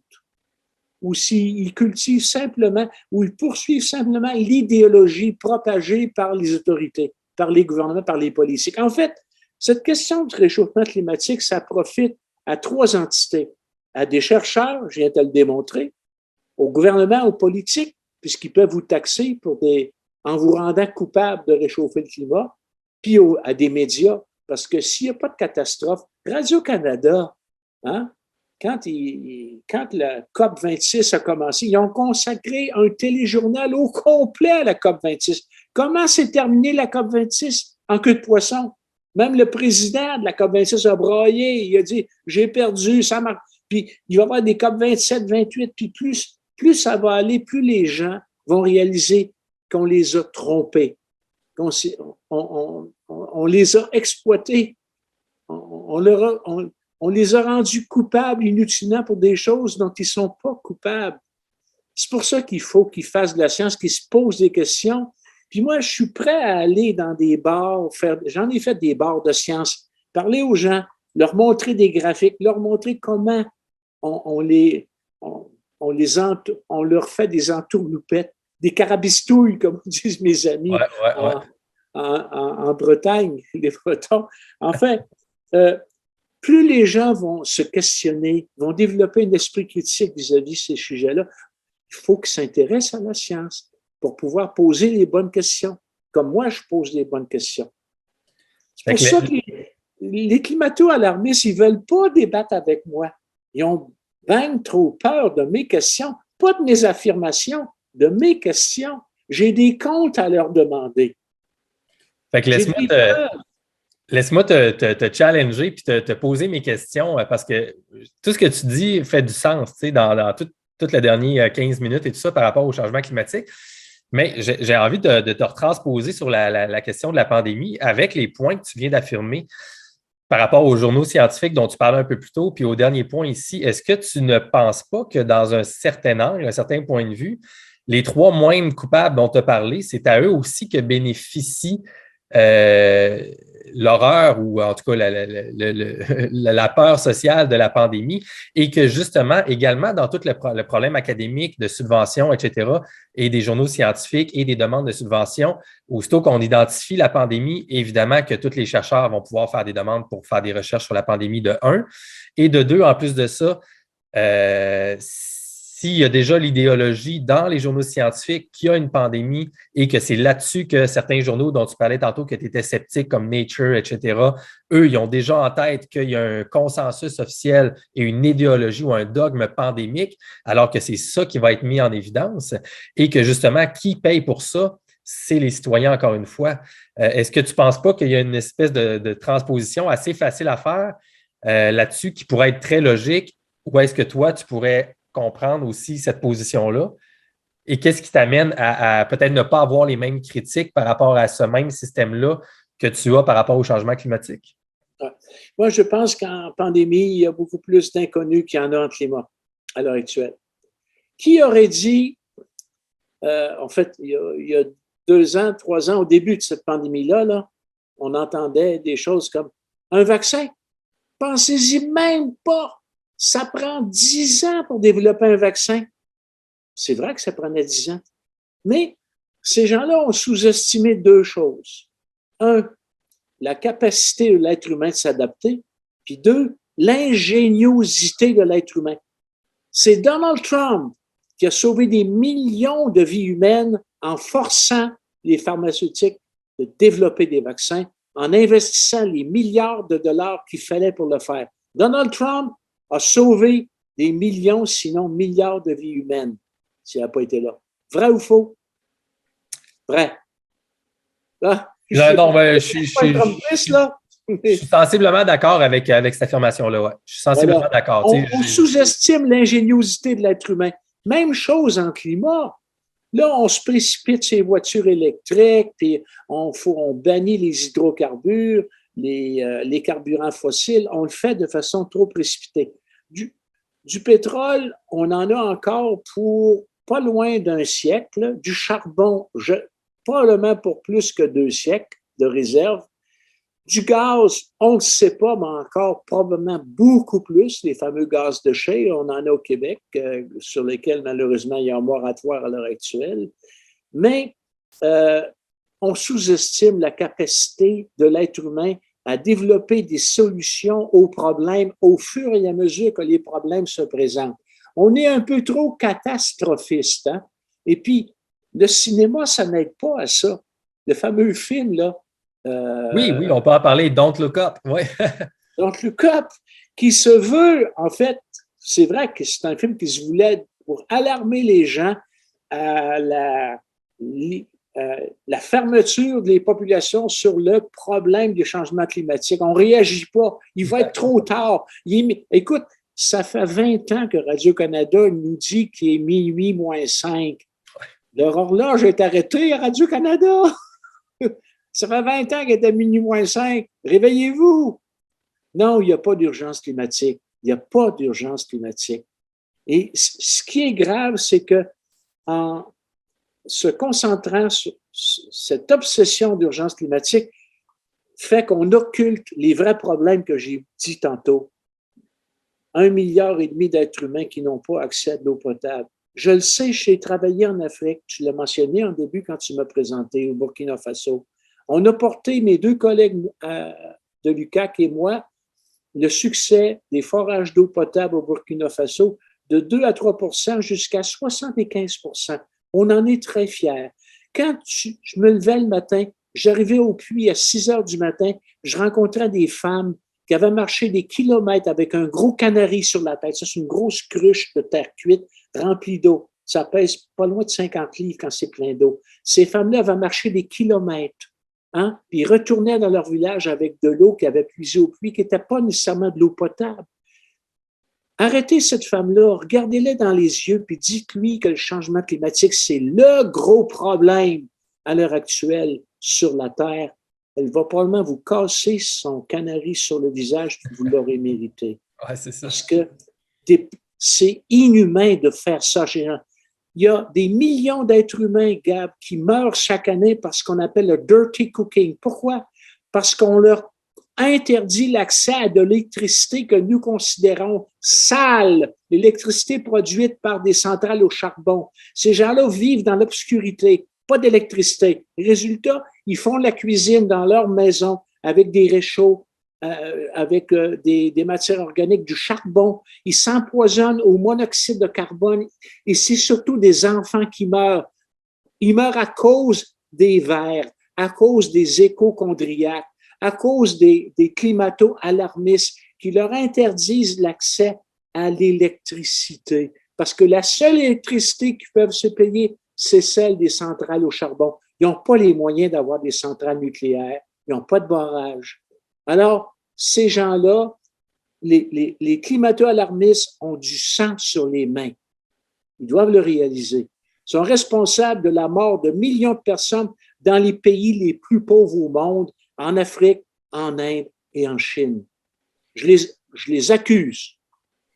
Ouais, c'est super fascinant. Puis on va se diriger vers une fin tranquillement. Là, je veux respecter ton temps, mais tu vois, par rapport à ce que tu viens de dire là, très, très rapidement, en plus, c'est démontré aussi que pour que les gens aient une conscience environnementale et tout ça, il faut que tu sois en dehors personnellement à un niveau psychologique et physique, en dehors de l'état de survie. Il faut que tu sois en santé et donc il faut que tu sois plus aisé matériellement, si on veut. Alors, pour que tout le monde sur la planète, dont ces gens-là en Afrique, puissent s'occuper de l'environnement et tout ça, et justement participer au mouvement plus de gauche, puis avoir un environnement plus stable, ben, il faut rehausser leur niveau de vie. Donc, il faut qu'il y ait de l'énergie, il faut qu'il y ait de l'électricité. Eux autres, Alors, c'est en ayant plus d'électricité que les gens, après ça, peuvent développer plus de créativité, qui sont plus éduqués et qui vont pouvoir régler les problèmes environnementaux. Si tu veux que l'Afrique devienne prospère, devienne moderne, hein, puis soit à l'aise, heureuse, il faut que tu leur donnes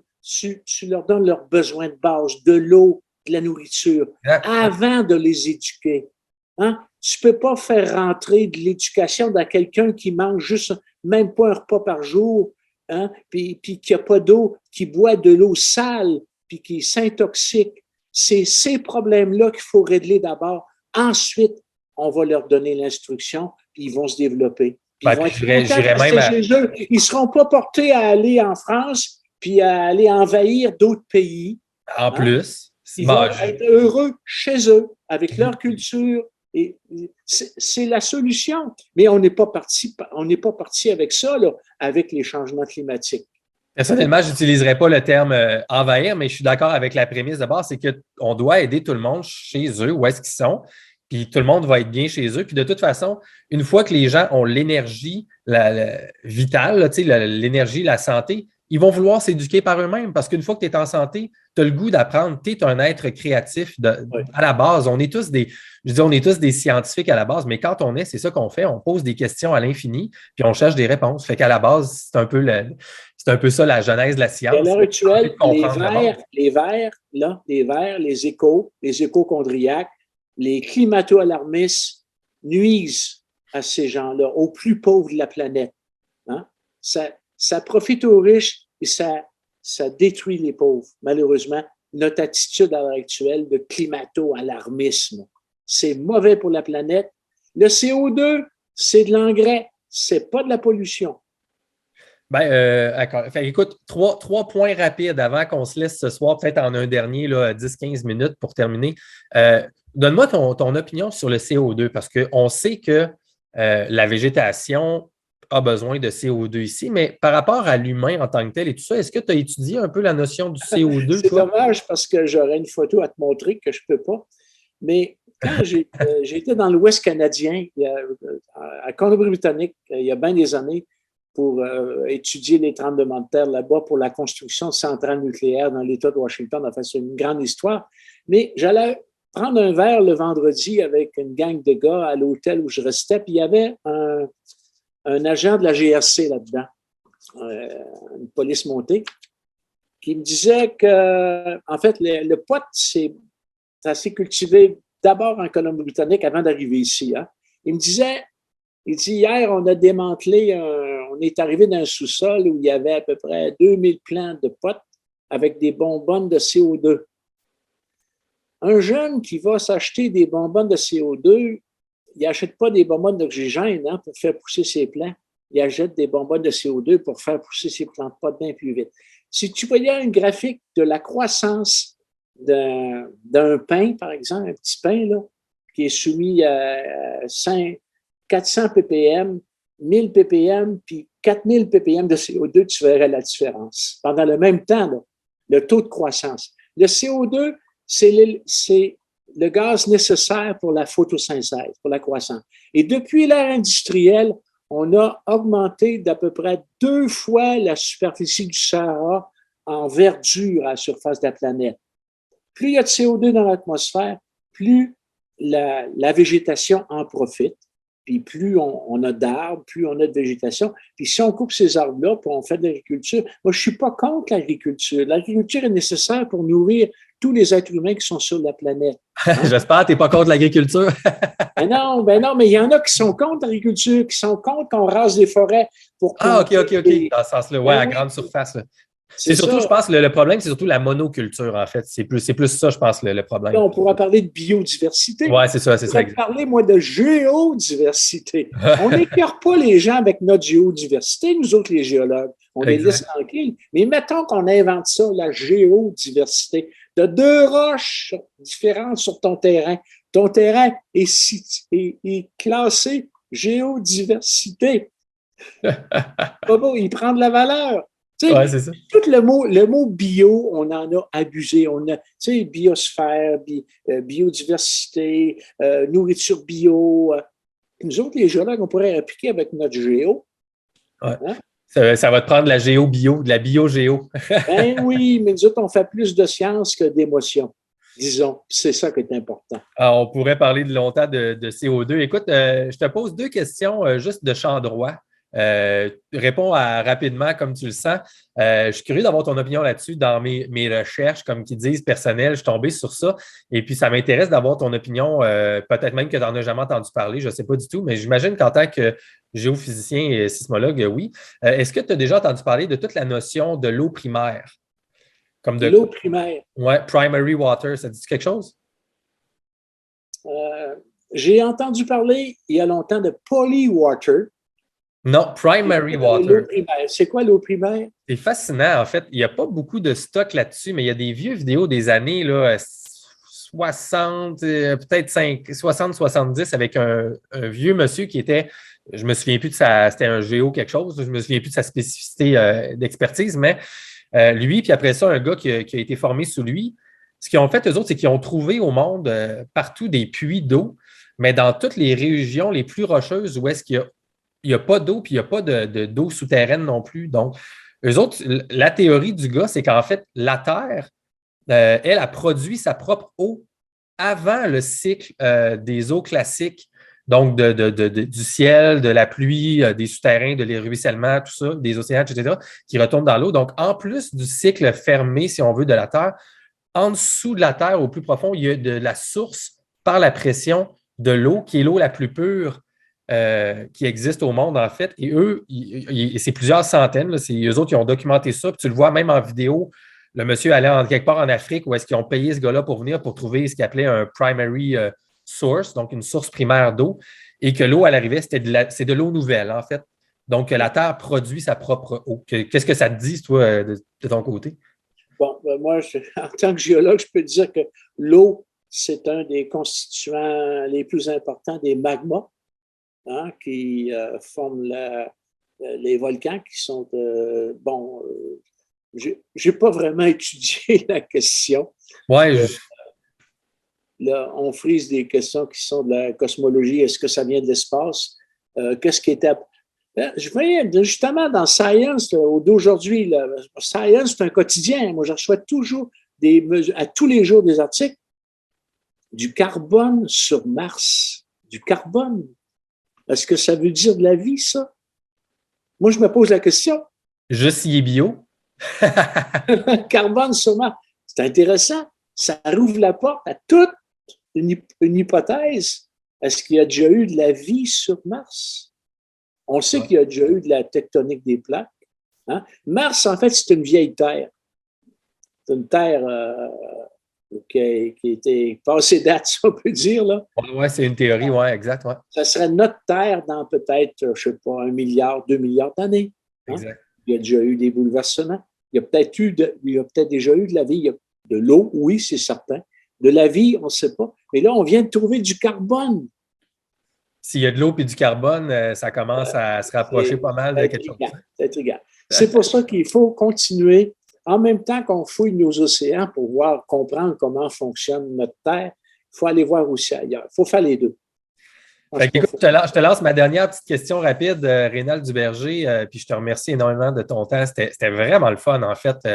Moi, c'était un vrai régal de pouvoir jaser comme ça, avec transparence, avec franchise, honnêteté, puis avec une bonne énergie positive. Tu sais, moi, je trouve en tout cas, je ne sais pas pour toi, puis j'espère que je ne me trompe pas, mais il me semble que c'était agréable, c'était constructif. Tu sais, même si on argumente et on n'est pas d'accord sur tout, c'est vraiment le fun. Fait que merci beaucoup.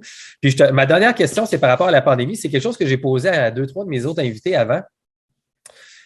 Parce que tu as les deux camps principaux, tu as les pro-mesures sanitaires, etc., qui comprennent toute la notion de, comme tu l'as dit tantôt, l'infectiosité, et puis qu'en imposant les mesures, puis qu'ils se mettent ensemble, ça fait de la distance. Donc, logiquement, on a moins de transmission possible et tout ça. Tu as les gens qui ont soit renié qu'il n'y avait juste pas de virus ou que c'est juste une petite grippe ou qui sont juste pro-liberté puis qui disent, garde, ça ne sert à rien de limiter les libertés des gens. Puis là, tu as comme une autre faction qui est beaucoup plus petite et qui n'est pas très présente au Québec, qui est beaucoup plus américaine, je te dirais, qui, eux autres, qu'est-ce qu'ils disent? C'est qu'eux autres, sont retournés dans toute la littérature scientifique de la virologie principalement. Je ne sais pas si tu as porté attention à ça, mais ils sont retournés genre aux années 50 et tout ça, puis ils ont tous cherché les processus en virologie, puis en infectiologie, puis en immunologie pour essayer de comprendre comment est-ce qu'ils faisaient pour isoler des virus, puis prouver que, mettons, le virus du SARS-CoV-2 était une entité en soi physique, puis pouvoir faire des analyses sur le virus en tant que tel et l'isoler. Puis eux autres, qu'est-ce qu'ils disent? C'est qu'ils font comme toi par rapport au climat. Eux autres, c'est qu'ils posent des questions parce qu'ils disent le consensus présentement scientifique, qu'est-ce qu'il nous dit? C'est qu'il y a un virus, le SARS-CoV-2, qui cause la COVID-19 et ça, c'est prouvé. Et là, eux autres, ce qu'ils disent, c'est que dans la littérature, malheureusement, toute la méthodologie qui ont été utilisées dans les études publiées, revues par les pairs, non, ça ne prouve pas que le virus a été isolé, purifié, caractérisé complètement en soi. La seule chose qui a été faite, c'est des études dans des cultures cellulaires, sans même expérience contrôle à côté pour démontrer que, là, je m'en vais un petit peu loin, mais je fais ça rapide, là, les effets cytopathiques observés par les supposés virus ne seraient pas reproduits dans des expériences contrôle où est-ce qu'il n'y avait pas de virus introduit. Alors là, je ne sais pas si tu m'as suivi là-dessus, mais eux autres, dans le fond, ce qu'ils concluent, c'est qu'ils posent... Je ne te suis plus du tout, là. C'est pas mon... OK, excuse-moi. Non. Je suis un peu trop dans le détail, parce que moi, je suis passionné par ça. Je suis cartésien. Ma référence principale, c'est Science de la AAAS. Tous les matins, je reçois des articles. Il y en a toujours un ou deux qui parlent de COVID ou de vaccin, puis je me tiens à ça. Des études publiées, on a eu tant de patients, on a fait ça, toc, là. Mais ce genre de considération-là, d'où ça vient, puis je dirais que ça me dépasse. Probablement que ça te dépasse toi aussi. C'est possible, mais moi, en fait, je fais juste relater les propos de ces gens-là qui, pour moi, font du sens. Tu sais. Parce qu'eux, ce qu'ils disent, c'est qu'ils posent des questions dans le sens que eux, ce qu'ils voient, c'est qu'ils disent OK, mais vous dites que telle chose est là, donc vous faites la déclaration que le virus a été isolé, mais nous autres, on vous met devant les faits que dans vos méthodologies, il y a des choses qui ne fonctionnent pas et on n'a pas accès justement au raw data, comme tu dis pour le climat. Et les raw data, c'est supposé être le génome du virus en tant que tel. Fait que, étant donné que tu n'as pas vraiment étudié ça, ben, on n'irait pas plus loin. D'où ça vient, cette saloperie-là? Est-ce que c'est une chauve-souris qui a couché avec un pangolin ou un Chinois qui est allé acheter une chauve-souris qui avait bouffé telle affaire? Bon, est-ce que c'est important de savoir ça? Oui.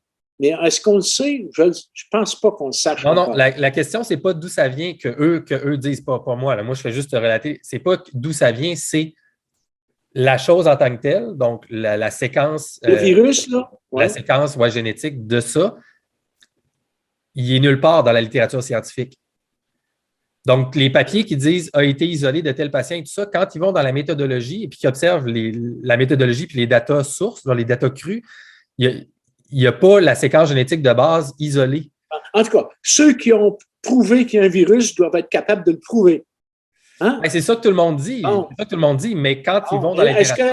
Est-ce que, bon, je ne vais pas fouiller, je n'ai pas le temps de le faire, mais ça doit exister quelque part.